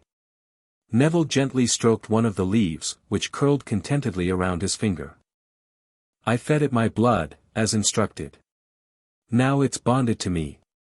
"What does it do?" "It tracks magical signatures." Neville's voice took on a harder edge. "Specifically, it can locate Bellatrix Lestrange anywhere within Hogwarts grounds once I've given it a sample of her magic." "How would you get?" Ginny stopped, understanding dawning. "You already have something of hers, don't you?" Neville nodded. "When we dueled in Hogsmeade, one of her curses grazed me. I collected the residual magic from my wound before it was healed." Ginny's eyes widened. That's seriously advanced magic, Neville." "Addams family magic," he corrected. "Different rules, different possibilities." He moved to a workbench covered with diagrams: the castle grounds, the forbidden forest, Hogsmeade. Red lines crisscrossed the maps, marking strategic points. "The trap works in 3 phases," he explained, pointing to various locations. "First, lure Bellatrix onto Hogwarts grounds using bait she can't resist. Second, separate her from any Death Eaters she brings along. Third, channel her into a pre-prepared battleground where my plants will give me the advantage." Ginny studied the plans with a tactician's eye. Growing up with 6 brothers had made her adept at strategy. "What's the bait?" "2 things she wants desperately." Neville met Ginny's gaze steadily. "Me, because I've challenged her. And Grandmama Addams, because they have history." "You're using your teacher as bait too?" Neville laughed. "Trust me, Grandmama can handle herself. She's been dueling dark wizards since before Bellatrix was born." "And how do you know Bellatrix will come? Or that she can even get past Hogwarts protections?" "Nott's intelligence suggests she's planning something after Christmas anyway. We're just encouraging her timing." Neville traced a path on the map. "As for the protections, Dumbledore strengthened them after the Death Eater incursion last year, but they're not impenetrable. Especially with inside help." "Inside help?" Ginny's voice sharpened. "You mean Malfoy?" "Possibly. Or someone else. Doesn't matter, we just need to create a small window of opportunity that seems unplanned." Neville tapped another section of the map. "That's where you come in." He outlined Ginny's role: monitoring certain passages into the castle, alerting Neville when their unwelcome guests arrived, and helping to herd them toward the prepared battleground. "It's dangerous," he concluded. "You can still back out." Ginny fixed him with a fierce stare. "Not a chance. The woman nearly killed my brother last year. I've got my own score to settle." Neville smiled, something warm unfurling in his chest at her determination. "Then we start preparations tonight. Grandmama arrives tomorrow." Esmeralda Addams arrived at Hogwarts the following afternoon in characteristic fashion, riding a dilapidated flying carpet that looked centuries old, her wild grey hair streaming behind her like smoke. She landed directly on the front steps, sending several startled professors scrambling backward. "Where's my boy?" she demanded of Professor Flitwick, who had been decorating the entrance hall. "Where's Neville?" Neville emerged from the castle, grinning broadly. "Grandmama. You made it." "Of course I made it," she cackled, enveloping him in a bone-crushing hug that smelled of exotic herbs and something vaguely sulfuric. "Death himself couldn't keep me from seeing my favorite student." Professors McGonagall and Dumbledore appeared in the doorway, the former looking distinctly unsettled, the latter seemingly amused. "Esmeralda," Dumbledore greeted her warmly. "It has been too long." "Albus." Grandmama turned, eyes glittering. "Still alive, I see. And looking old." "We can't all age as gracefully as you," Dumbledore replied with a twinkle. "Ha! Flattery." She swatted his arm with surprising familiarity. "You still owe me for Cairo, you know. I believe I repaid that debt in Budapest." "Bah! Details." McGonagall cleared her throat. "Perhaps we should continue this reunion inside. It's rather cold." "Cold?" Grandmama scoffed. "This isn't cold. I once spent 3 months naked in a Siberian ice cave learning temperature manipulation from a Yeti shaman." McGonagall's lips thinned to a nearly invisible line. Dumbledore's eyes twinkled even more brightly. "Nevertheless," he said diplomatically, "I'm sure Neville would like to show you around." As they entered the castle, students who had stayed for holidays gathered to gawk at the strange visitor. Grandmama took it in stride, occasionally pausing to examine particularly interesting architectural features or to correct the technique of a portrait subject showing magical prowess.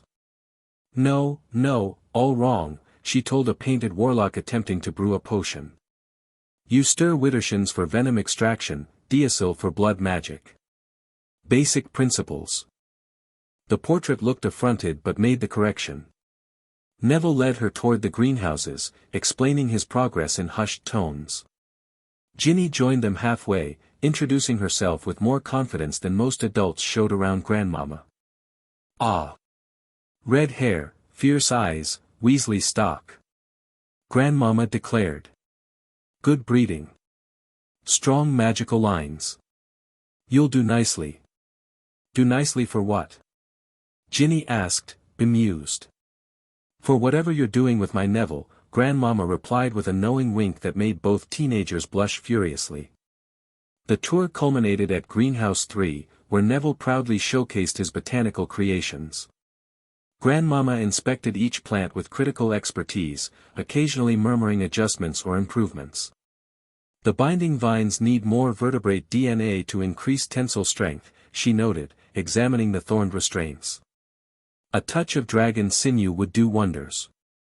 When she reached the black plant at the center, her expression turned serious. "You've bonded with it properly. Good. Its consciousness is developing nicely." "Consciousness?" Ginny repeated, alarmed. "Oh yes, dear. Sanguis speculatum is semisentient. The more blood it receives, the more intelligent it becomes." Grandmama stroked the quivering leaves. "It's the cornerstone of our plan." "Our plan?" Neville asked. Grandmama fixed him with a piercing stare. "You didn't think I came all this way just to admire your gardening, did you? Bellatrix Lestrange needs to be dealt with. For your parents. For you." Her voice softened slightly. For me. What did she do to you? Ginny asked. Stole from me, Grandmama replied, voice hardening. Knowledge. Techniques. Then perverted them for torture rather than transformation. She looked at Neville. What she did to Frank and Alice wasn't just cruel, it was a corruption of magic I taught her when she was barely older than you. The revelation hung heavy in the air. Neville had suspected a connection but hadn't realized its depth. You taught Bellatrix? He asked quietly. Briefly. Many years ago. Before her obsession with Voldemort took root. Grandmama sighed, suddenly looking her age. I've made many mistakes in my long life, but that one I intend to correct. The three worked late into the evening, refining Neville's trap and incorporating Grandmama's suggestions. The sanguis speculatum grew visibly with each drop of magic they fed it, its vines extending, its awareness expanding. When they finally returned to the castle, Dumbledore was waiting in the entrance hall. A moment, if you please, Esmeralda, he said quietly. There are matters we should discuss. Grandmama nodded to Neville and Ginny. Go on, children. The adults need to talk about things you already know but pretend you don't. As they climbed the stairs toward Gryffindor Tower, Ginny whispered, Do you think Dumbledore knows what we're planning? He always knows more than he lets on, Neville replied. But I don't think he'll stop us. Why not? Because he understands sometimes you have to fight fire with fire. Neville glanced back at the two elderly magic users, now deep in conversation. And sometimes you need to let people find their own justice. Christmas Day arrived with fresh snow and a strange atmosphere of anticipation. The few students remaining exchanged gifts in their common rooms before gathering in the Great Hall for a magnificent feast. The house tables had been replaced by a single large table where students and staff sat together. Grandmama caused a stir by presenting Dumbledore with a gift, a withered hand that occasionally twitched. For your collection, she said with a wink. The last surviving hand of Herpo the Foul. Thought you might appreciate it. Most thoughtful, Dumbledore replied, seemingly genuinely pleased as he examined the macabre artifact. I have something for you as well. He presented her with a small crystal vial containing what appeared to be swirling mist. A memory? She asked, holding it to the light. From our adventure in Prague, he confirmed. I believe you were indisposed for part of it and never saw the resolution.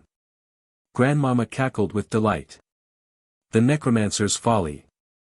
Oh, Albus, you old softy. McGonagall watched this exchange with an expression suggesting she wasn't sure whether to be fascinated or horrified. Neville received his own gift from Grandmama, an ancient-looking book bound in what appeared to be some kind of leather but didn't quite match any animal hide he recognized. The Addams family grimoire, she explained quietly. Or a copy of it, at least. The original is alive and doesn't like to be moved. The book seemed to warm in his hands, as if acknowledging its new owner. From Ginny, he received a handcrafted wand holster, so you can draw faster when it matters, she explained. He gave her a specially bred miniature fire lily that would warm her hands when held. The celebration was subdued but pleasant. Yet throughout the day, Neville felt a prickling awareness, like static electricity on his skin. According to Knott's intelligence, Bellatrix would likely make her move soon, possibly even tonight. He caught Grandmama's eye across the table. She nodded slightly, confirming she felt it too. As evening fell, Neville, Ginny, and Grandmama made their final preparations. The trap was set. Now they just needed their prey to take the bait. They didn't have to wait long. Just after midnight, one of Neville's monitoring plants, positioned near the room of requirement, sent its alert. A small flower on his bedside table suddenly turned black, its petals folding inward. They're here, he whispered, though there was no one to hear. He dressed quickly, sending a similar alert to Ginny's room using a paired plant. Minutes later, they met in the common room. How many? She asked, already in battle-ready attire, dragon-hide boots, close-fitting robes that wouldn't snag, hair tightly braided back. "Can't tell yet," Neville replied. "Let's find Grandmama." They found her already waiting at their predetermined meeting point, an unused classroom on the 4th floor. She had changed from her usual layered black dresses into what appeared to be battle attire from another era, black leather reinforced with strange metal accents, her grey hair now tightly coiled on her head. "They've breached the castle," she confirmed. "6 of them. Bellatrix is among them." "How do you know?" Ginny asked. "The castle told me," Grandmama replied cryptically. "Old stones remember old magic." Neville pulled out the Marauder's map, which Harry had lent him for the holidays, just in case, his friend had said, clearly suspecting Neville was up to something but not pressing for details. "I solemnly swear that I am up to no good," Neville murmured, tapping the parchment. The map revealed 6 dots moving from the 7th floor toward the dungeons. Bellatrix Lestrange, Antonin Dolohov, Alecto Caro, Amicus Caro, and 2 names Neville didn't recognize. "They're heading for Slughorn's office," Ginny noted. "Why?" "Potions ingredients," Grandmama guessed. "Or Slughorn himself. The Dark Lord always did value his connections." "They're splitting up," Neville observed as the dots separated into 2 groups of 3. "Bellatrix, Dolohov, and 1 other are heading for the ground floor. The Caros and the other one are continuing to the dungeons." "Perfect," Grandmama smiled coldly. "Exactly as expected." Bellatrix never could resist the direct approach. The plan snapped into action. Ginny headed toward the dungeons to monitor the Caros from a safe distance, while Neville and Grandmama moved to intercept Bellatrix's group. "Remember," Grandmama whispered as they positioned themselves, "Bellatrix is mine initially. You handle the others." "When I give the signal," we heard them toward the greenhouses. Neville nodded, adrenaline sharpening his senses. The sanguis speculatum seed in his pocket pulsed warmly, sensing its target approaching. They didn't have to wait long. Footsteps echoed in the corridor, accompanied by Bellatrix's unmistakable voice. "The old man must be keeping it somewhere," she was saying. "The Dark Lord wants that prophecy record. Dumbledore wouldn't leave something that important just lying around," a male voice, presumably Dolohov, replied. "We'll find it," Bellatrix snapped. "And if we happen to catch Potter or Longbottom in the process, all the better." "Ask and ye shall receive, Bellatrix," Grandmama called out, stepping into view. The Death Eaters froze. Bellatrix's face contorted with shock, then hatred. "Esmeralda Addams," she hissed. "You old hag. Still interfering where you don't belong. Still stealing what isn't yours to take, I see," Grandmama replied pleasantly. "Some habits never die. Unlike people." Bellatrix's wand snapped up, but Grandmama was faster. With a flick of her fingers, no wand in sight, she sent Bellatrix flying backward into her companions. "Now, Neville," she shouted. Neville emerged from his hiding place, hurling specially prepared seed pods at the disoriented Death Eaters. The pods exploded on impact, releasing thick smoke that seemed to cling to their targets. "Tracking spores," he explained to their confused expressions. "You won't be able to apparate or disappear now. We'll always find you." "Longbottom!" Bellatrix shrieked, regaining her footing. "Playing with plants again? How pathetic." "These aren't ordinary plants," Neville replied calmly. "They're judges, jury, and executioners." He made a sharp gesture. The smoke surrounding the 3rd Death Eater, a burly man with a scarred face, suddenly contracted, hardening into vines that wrapped around him with crushing force. The man screamed, then fell silent as the vines covered his mouth. Dolohov fired a cutting curse at Neville, who sidestepped with practiced ease. The spell hit the wall behind him, leaving a deep gouge in the stone. "You've been practicing," Bellatrix observed, circling to separate from Dolohov. "Let's see if it's enough." She attacked with vicious intensity, hurling curses that would have overwhelmed Neville just months ago. Now, he defended with fluid confidence, countering and redirecting rather than simply blocking. Grandmama, meanwhile, engaged Dolohov in a duel that defied conventional magical understanding. She used no recognizable spells, no Latin incantations, just gestures and occasional words in a language that seemed to make the air itself shudder. Bellatrix grew increasingly frustrated as Neville refused to fall. "Fight back properly, boy," she snarled. "Or are you afraid?" "Not afraid," Neville replied, deflecting another curse. "Just patient." He continued retreating strategically, leading Bellatrix down corridors that would eventually take them outside toward the greenhouses. Grandmama did the same with Dolohov, the two duels running parallel courses through the castle. Their path took them past the Great Hall, where they encountered the first interruption to their plan, Professor McGonagall in a tartan dressing gown, wand raised.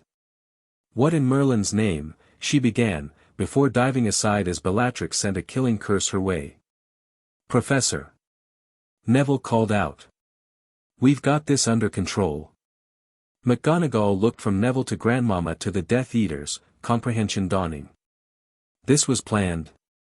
Later, "Minerva," Grandmama shouted, ducking a particularly nasty hex from Dolohov. "Join or clear out." To Neville's surprise, McGonagall joined their retreat, adding her considerable skill to the defensive pattern guiding their opponents toward the trap. "Dumbledore?" Neville asked between spells. "Aware," McGonagall replied tersely. "Handling the others." Outside, the night air was bitingly cold. Snow crunched beneath their feet as they approached the greenhouses. The moonlight cast everything in silver, making the scene almost ethereal despite the violence unfolding. "Now!" Neville shouted as they reached the prepared battleground, an open area between greenhouses 3 and 4, surrounded by seemingly innocuous garden beds. McGonagall and Grandmama split to either side, forcing Bellatrix and Dolohov into the center. Neville faced them directly, backing toward his greenhouse. "Enough running," Bellatrix spat, her wild hair framing a face twisted with rage. "Time to finish this." "Couldn't agree more," Neville replied. He pulled the Sanguis Speculatum seed from his pocket and tossed it onto the ground between them. For a moment, nothing happened. Then the earth began to tremble. The seed split open, releasing not a plant but something more akin to liquid darkness that spread outward in pulsing veins. Where it touched snow, steam rose; where it met earth, the ground itself seemed to warp. "What is this?" Dolohov demanded, backing away. Bellatrix's eyes widened with recognition. "Addams' magic," she whispered. "Blood and earth combined." The darkness continued spreading until it formed a perfect circle around them all, Neville, Grandmama, McGonagall, Bellatrix, and Dolohov trapped together in what had become a ritual space.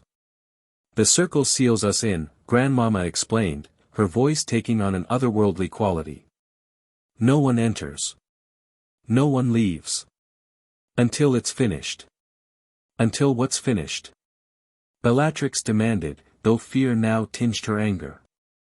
"Justice," Neville replied simply. He raised his hands, and the garden beds around them erupted. Plants of all descriptions, the fruits of months of hybridization and magical infusion, rose like an army awakening.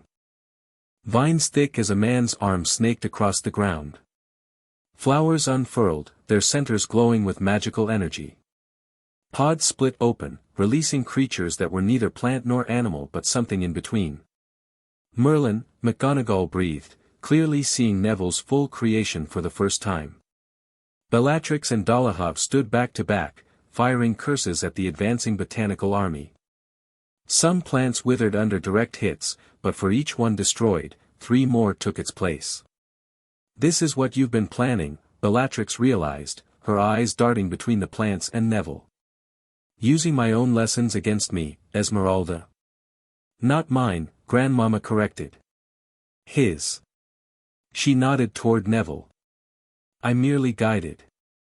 The vision, the execution, that's all Neville." Pride swelled in Neville's chest as he directed his creations with subtle gestures. This was what he'd been building toward, not just plants as weapons, but plants as extensions of his will. A perfect fusion of herbology and Addams' magic. Dolohov fell first. A barrage of stunning spells from McGonagall distracted him long enough for several vines to wrap around his legs. He severed them with a cutting curse, but the damaged vines released spores that made him stagger, disoriented. More plants converged, binding him completely within seconds. Bellatrix fought more effectively, her experience with dark magic giving her countermeasures against some of Neville's creations. But even she couldn't defend against attacks from all directions simultaneously. "Enough games," she snarled, raising her wand high. Fiend fire. Cursed flames erupted from her wand, forming serpentine shapes that lunged hungrily toward the plants. This was the moment Neville had anticipated, and prepared for. Aqua Vitae, he countered, channeling magic not through his wand but through the earth itself. The ground beneath their feet split open, releasing not water but a shimmering, greenish liquid that rose to meet the cursed fire. Where they met, neither extinguished the other, instead, they merged, creating a swirling vortex of elemental magic. "Impossible," Bellatrix whispered. "That's ancient magic." "Forbidden." "Not forbidden," Grandmama corrected. "Just forgotten. By most." The vortex stabilized, then began to contract, drawing the fiend fire back toward Bellatrix herself. She tried to break the connection, but the magic had become self-sustaining. "What have you done?" she screamed as the vortex tightened around her like a noose. "Created balance," Neville replied. "Your fire. My water. Together, they reveal truth." The vortex collapsed inward, enveloping Bellatrix completely. For one terrible moment, her screams pierced the night. Then silence. When the magical energies dispersed, Bellatrix remained standing, physically unharmed but utterly still, her eyes wide and vacant. "Is she?" McGonagall began. "Dead?" "No." Grandmama approached the frozen witch cautiously. "Something more fitting." "The vortex strips away masks," Neville explained, his voice steady despite his exhaustion. "It forced her to face every moment of pain she's inflicted on others. Every torture. Every murder. Her mind couldn't withstand it," Grandmama added. "Poetic justice, wouldn't you say? She'll spend the rest of her life as her victims have, trapped in a mind that no longer functions properly." McGonagall looked troubled. "This is beyond any magic I'm familiar with." "It's beyond ministry classification," Grandmama agreed. "Neither dark nor light. Simply, just." The plants began retreating, their purpose fulfilled.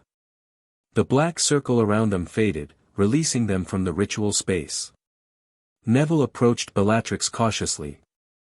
Her eyes tracked his movement, but there was no recognition, no hatred, just empty awareness.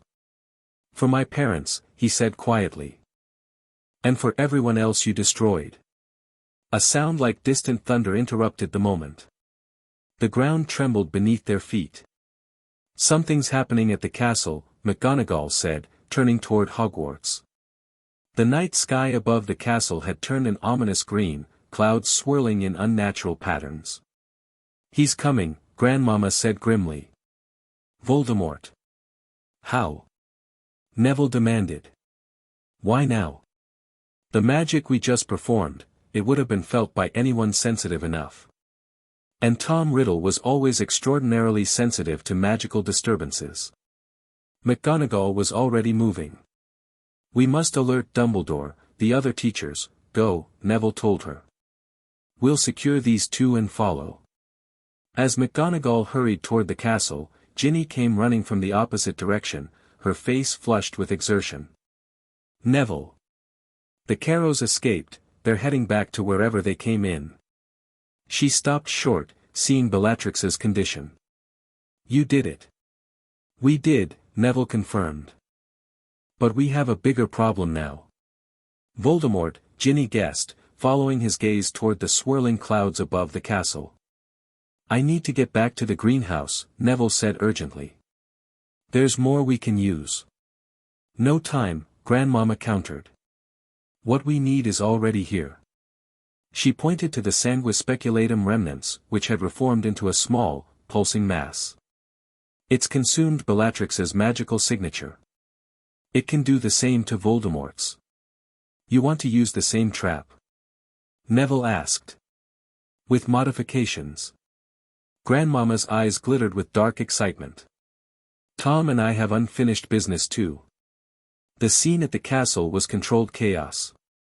Dumbledore had mobilized the remaining staff, who were evacuating the few students to safety while establishing defensive positions. The Order of the Phoenix members who could be contacted on short notice were arriving via flow in the headmaster's office. Neville, Ginny, and Grandmama found Dumbledore in the entrance hall, issuing instructions with calm authority. "Ah, Esmeralda," he greeted them as if they were arriving for tea rather than battle. "I see your reunion with Bellatrix went as planned." "Better," Grandmama replied with a feral grin. "She'll trouble no one again." "Dead?" "Worse. Forced to live with her own actions." Dumbledore nodded gravely. "Creative as always. But now we face a greater threat. Tom is coming himself." "Why?" Neville asked. "Just because we captured Bellatrix." "Not just that," Dumbledore sighed. "I believe he's finally understood the full prophecy, that either Harry or you could have been the chosen one. With Harry absent for the holidays and you demonstrating unexpected power. He's hedging his bets," Neville finished. "Coming to eliminate me while he can." "Precisely. Let him come," Grandmama declared. "We're ready." Dumbledore's eyes twinkled despite the gravity of the situation. "Your confidence is inspiring, Esmeralda, but Tom is not to be underestimated." "Neither are we," Neville said firmly. He outlined their plan quickly, using the sanguis speculatum to create a trap specifically calibrated to Voldemort's magical signature, channeling his own power through Hogwarts' inherent defenses. "Ambitious," Dumbledore commented when he finished. "But it might work, especially with the castle's own magic supporting you." "We need to draw him to a specific location," Ginny pointed out. "Somewhere we can control the battlefield." "The Great Hall," Dumbledore suggested. "It's a nexus of the castle's magical architecture. The founders built specific enchantments into its very stones." They worked quickly, preparing the Great Hall while Order members and teachers secured other parts of the castle. Neville transplanted key specimens from his greenhouse, strategically placing them around the hall's perimeter. Grandmama drew arcane symbols on the floor with a mixture that included the sanguis speculatum essence, creating a ritual space similar to the one that had contained Bellatrix but vastly larger. Outside, the unnatural storm intensified. Lightning struck the grounds with increasing frequency, each bolt an unnatural purple-white that left scorch marks in the shape of serpents. "Dramatic as ever," Grandmama muttered. "Tom always did have a flair for theatrics." "You speak as if you know him personally," Ginny observed. "I do," Grandmama replied simply. "Before he became Voldemort, he was just an extraordinarily talented boy with unhealthy interests. Not so different from many Addams children, actually." She sighed. "I taught him too, briefly. Another mistake I need to correct." Before Ginny could press for details, the castle's warning systems activated, ancient bells that hadn't rung in centuries suddenly tolling with bone-chilling resonance. "They've breached the outer defenses," Dumbledore announced. "Everyone to positions." Neville took his place at the center of their prepared area, Grandmama to his right, Ginny to his left. Order members and teachers positioned themselves strategically around the hall, wands ready. Minutes passed in tense silence. Then the massive doors of the Great Hall slammed open with enough force to crack the ancient wood. Lord Voldemort stood in the doorway, his serpentine features illuminated by the enchanted ceiling's lightning. Behind him stood at least a dozen Death Eaters, masks gleaming in the flickering light. "Dumbledore," Voldemort's cold voice carried effortlessly across the hall. "How thoughtful to welcome me personally." "This is no welcome, Tom," Dumbledore replied, stepping forward. Merely an interception. Voldemort's lipless mouth curved into something approximating a smile. Always the teacher. His red eyes scanned the hall, pausing on Neville. Ah, the other boy. Longbottom. I've heard interesting reports about you. All true, Neville replied steadily, refusing to show fear. Voldemort's gaze shifted to Grandmama, and for a brief moment, something like uncertainty crossed his inhuman features. Esmeralda Addams, he said softly. I didn't expect to find you here. Surprise, she cackled. Not pleased to see your old teacher, Tom. A murmur ran through the Death Eaters at this revelation. Voldemort silenced them with a gesture. You taught me parlor tricks, he dismissed. I have surpassed anything you could comprehend. Have you? Grandmama's smile was dangerous. Let's find out. Voldemort raised his wand, but before he could cast, Neville activated the trap. The symbols Grandmama had drawn flared to life, lines of power connecting them across the floor in a complex web that centered on Voldemort's position. What is this? Voldemort demanded, attempting to step back but finding himself unable to move. Recognition magic, Neville explained. The castle remembers you, Tom Riddle. Not as Voldemort. As the student who betrayed it. Hogwarts itself seemed to respond to Neville's words. The enchanted ceiling darkened further, and the stone floor beneath Voldemort began to ripple like disturbed water. The Dark Lord was not so easily contained, however. With a roar of rage, he unleashed a wave of pure magical force that shattered the binding symbols. The backlash sent several defenders flying backward. Clever, Voldemort hissed. But insufficient. What followed was chaos.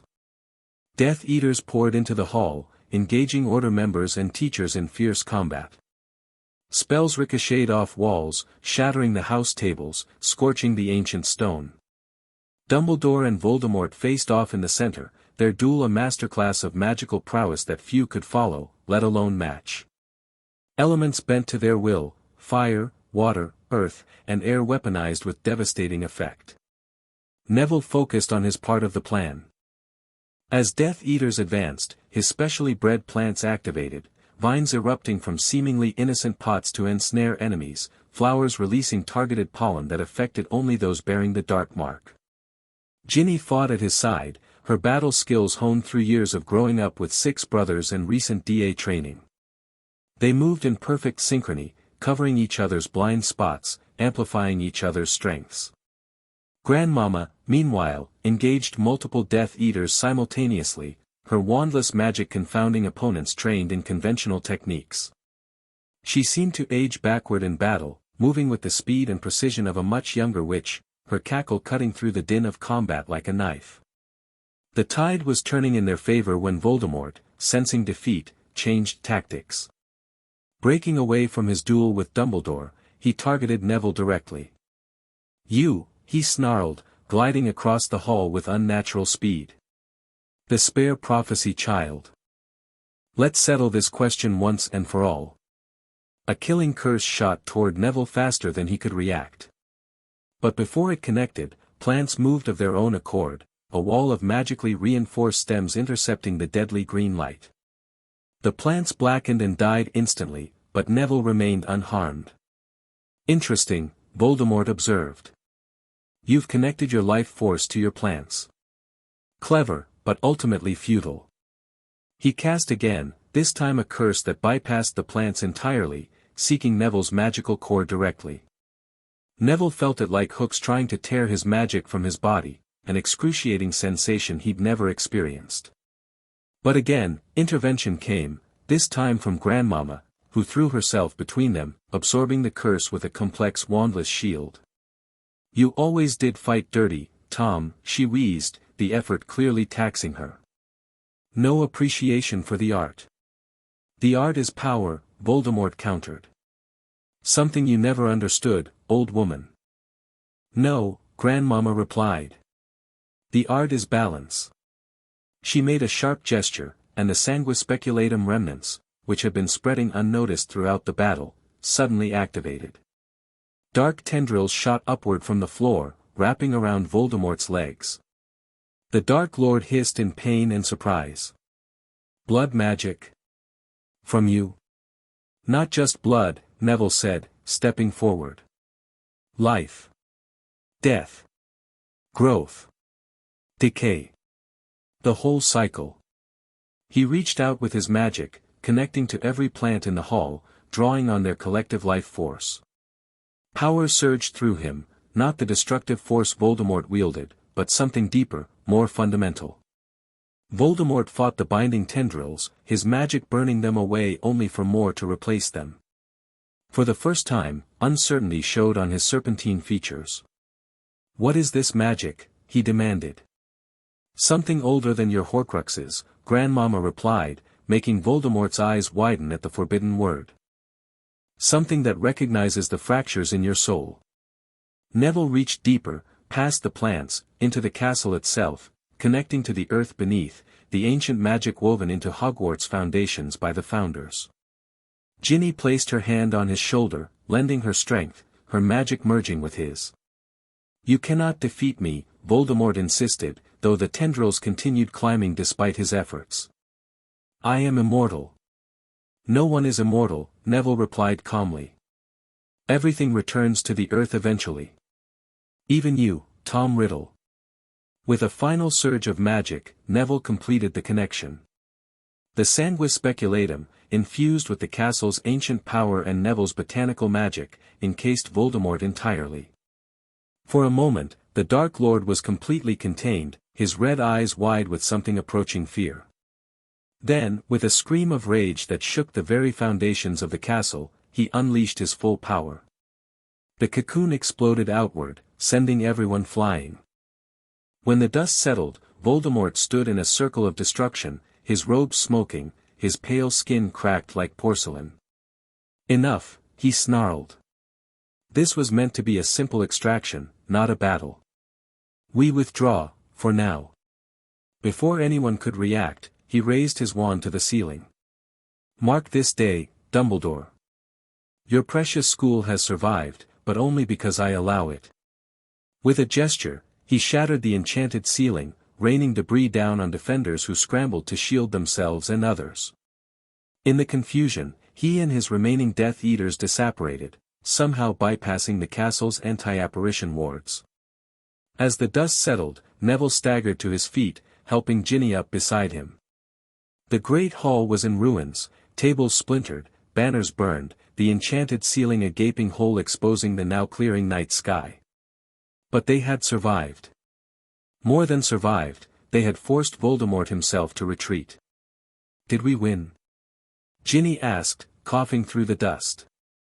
"We didn't lose," Grandmama replied, brushing debris from her battle clothes. "With Tom, that's as good as winning." Dumbledore approached them, looking weary but relieved. "Well done. All of you. Especially you, Neville." "We didn't stop him," Neville pointed out. "No," Dumbledore agreed. "But you hurt him. More importantly, you showed him you could hurt him. That changes everything." Neville looked around at the destruction, the injured fighters being tended by Madame Pomfrey and others, the dead plants that had sacrificed themselves in defense of the castle. "What now?" he asked. "Now," Grandmama said, placing a hand on his shoulder, "we continue your education. Tom will be back, more prepared next time. So must you be." The rest of the Christmas holiday passed in a blur of recovery and preparation. The battle was kept quiet from the wider wizarding world, reported as a minor incursion that was promptly handled. Only those directly involved knew the truth of how close Voldemort had come to taking Hogwarts, and how unexpectedly he had been repelled. Bellatrix Lestrange and Antonin Dolohov were transferred to ministry custody, though Bellatrix's condition left officials baffled. Healers from St. Mungo's confirmed what Neville and Grandmama already knew: her mind had turned upon itself, forcing her to experience the suffering she had inflicted on others in an endless loop. "Poetic," Ginny commented when they received the news. "She'll live out her days the same way your parents have." The thought brought Neville less satisfaction than he'd expected. Justice, yes, but not healing. Not restoration. The day before students were due to return from holidays, Neville found himself in Dumbledore's office with Grandmama, discussing next steps. "I've been corresponding with your parents' healers at St. Mungo's," Dumbledore explained, shuffling through parchments on his desk. "With your grandmother's death, you are now legally entitled to make decisions regarding their care. I want to try to help them," Neville said immediately. "Using what Grandmama's taught me." Dumbledore nodded as if he'd expected nothing less. "The healers are skeptical of unconventional approaches. But given the lack of progress through traditional methods, they're willing to allow supervised attempts." "When?" Neville leaned forward eagerly. "I've arranged for you to visit this weekend." Dumbledore's eyes twinkled. "Professor Sprout has agreed you've earned a special exemption from greenhouse duties." Grandmama squeezed Neville's shoulder. "I'll accompany you. The techniques we'll try require both of us." Hope, so long suppressed, threatened to overwhelm Neville. "Do you really think we can help them?" "I make no promises," Grandmama said seriously. "What Bellatrix did was devastating. But where conventional healing failed, our approach might succeed. The mind is like a garden, even when scorched, seeds of recovery can lie dormant, waiting for the right conditions." "There's something else we should discuss," Dumbledore interjected gently. "Your confrontation with Voldemort has changed the playing field, as they say. He now perceives you as a direct threat, perhaps equal to Harry in his eyes." "Good," Neville said firmly. "Let him worry about both of us." "Indeed. But it means you'll need protection, training, preparation beyond what we initially planned."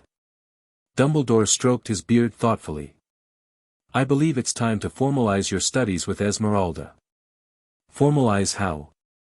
Neville asked. "By creating a new elective course," Dumbledore explained, eyes twinkling mischievously. "Alternative magical traditions, taught by visiting Professor Esmeralda Addams." Grandmama cackled with delight. "Oh, Albus.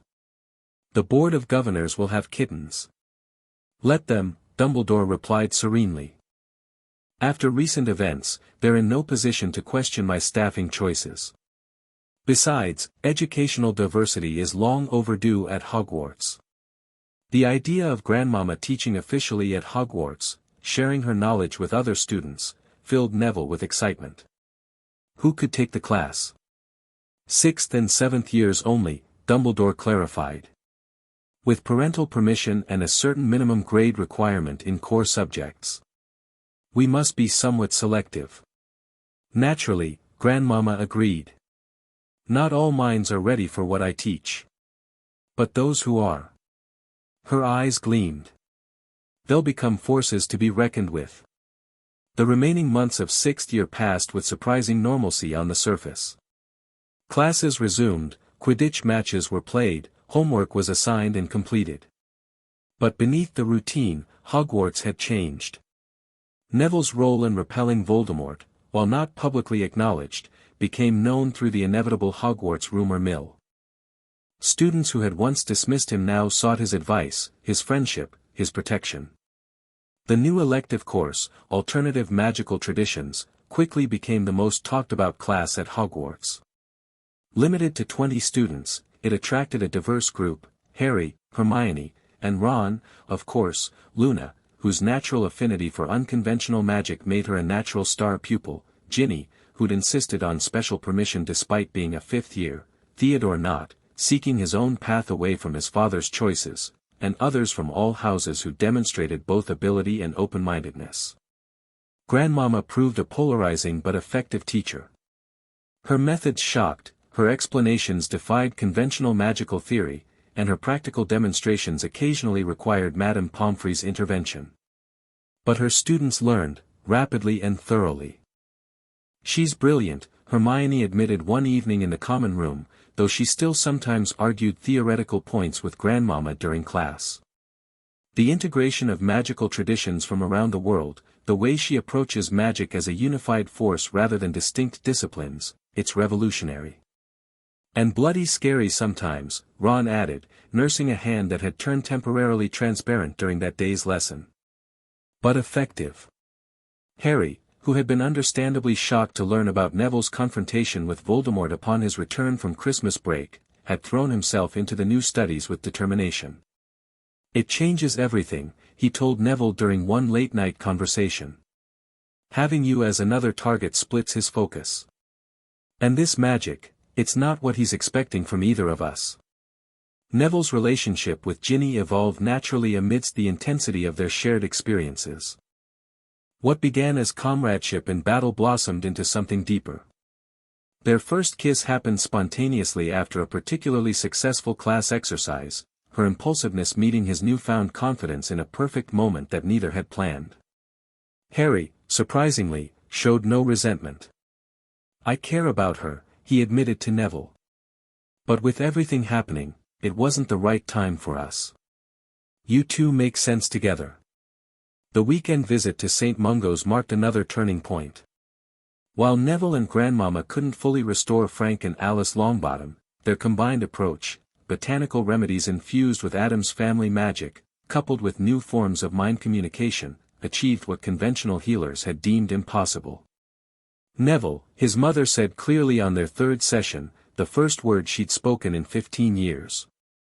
She didn't say more, and the moment of lucidity passed quickly, but it was a beginning. "The mind is a labyrinth," Grandmama explained afterward, seeing Neville's mixture of joy and disappointment. "They're finding their way back, but it takes time. We've opened doors that were sealed shut, now they need to walk through them." By June, Neville had established a regular treatment schedule with his parents, visiting every second weekend with Grandmama. Each visit brought small improvements, moments of recognition, fragments of memory, brief connections. His father's first lucid words came during their fifth session, "Proud of you, son." 3 simple words that meant everything. On the last day of term, Neville stood in Greenhouse 3, carefully packing the most important of his plant creations for summer transport. With Gran gone, Longbottom Manor would be his alone, a perfect place to continue his botanical experiments without school restrictions. Ginny found him there, as she often did these days. "Need help?" "Always," he smiled, leaning in for a quick kiss that turned less quick as she wound her arms around his neck. "Ahem," came Luna's dreamy voice from the doorway. "The Raxperts around you two are positively swarming. Very romantic but slightly distracting." They broke apart, laughing. Luna had become their constant companion, her perspective keeping them grounded amid the intensity of everything happening around them. "Just finishing packing," Neville explained, gesturing to the carefully labeled transport containers. "Exciting plans for summer?" Luna asked, examining a particularly unusual specimen that seemed to purr when she touched it. "Grandmama's staying at the manor to continue our work," Neville replied. "My parents are being transferred there next week. She convinced the healers they'll recover better in a family environment. And I'll be visiting regularly," Ginny added, a mischievous glint in her eye. "For purely therapeutic reasons, of course." "Of course," Luna agreed solemnly, though her eyes sparkled. "Nothing to do with unsupervised time together." Neville felt his cheeks warm. "My parents and Grandmama will be there." "Yes, but Grandmama strikes me as more of a chaperone who suggests inappropriate activities rather than prevents them," Luna observed casually. She wasn't wrong. Grandmama had already made several comments about young love and keeping the bloodline strong that had mortified Neville and amused Ginny. Their conversation was interrupted by the arrival of Harry, Ron, and Hermione. "There you are," Harry said. "McGonagall's looking for you, Neville. Something about final arrangements for your parents. And Dumbledore wants to see all of us before the leaving feast," Hermione added. "I think it's about, next year's plans." The unspoken reality hung between them. With Voldemort now openly targeting both Harry and Neville, next year would bring even greater challenges. The war was escalating, and they were at its center. "We'll be ready," Neville said with quiet confidence, looking around at the friends who had become his strength. "Whatever comes." As they walked back to the castle together, the setting sun painted Hogwarts in golden light. So much had changed since that rainy day at his grandmother's funeral, when he'd felt utterly alone. Now, he walked with purpose, with power, with people who believed in him. All because a strange old witch had moved in next door and taught him to embrace the magic that flourished in darkness. The sky above was clear, but Neville knew storms were gathering on the horizon. Voldemort would return, stronger and more determined. The prophecy, now understood to potentially include Neville as well as Harry, ensured the Dark Lord would never stop hunting them both. But for the first time in his life, Neville didn't feel afraid of what was coming. His parents were beginning to recover. His botanical army grew stronger each day. His understanding of magic had expanded beyond what he'd ever imagined possible. And perhaps most importantly, he was no longer alone. "Ready?" Ginny asked, taking his hand as they reached the castle entrance. Neville smiled, thinking of how far he'd come and how much further he would go. Ready. The end. Thank you for watching this video. Please be sure to subscribe to our channel and like this video.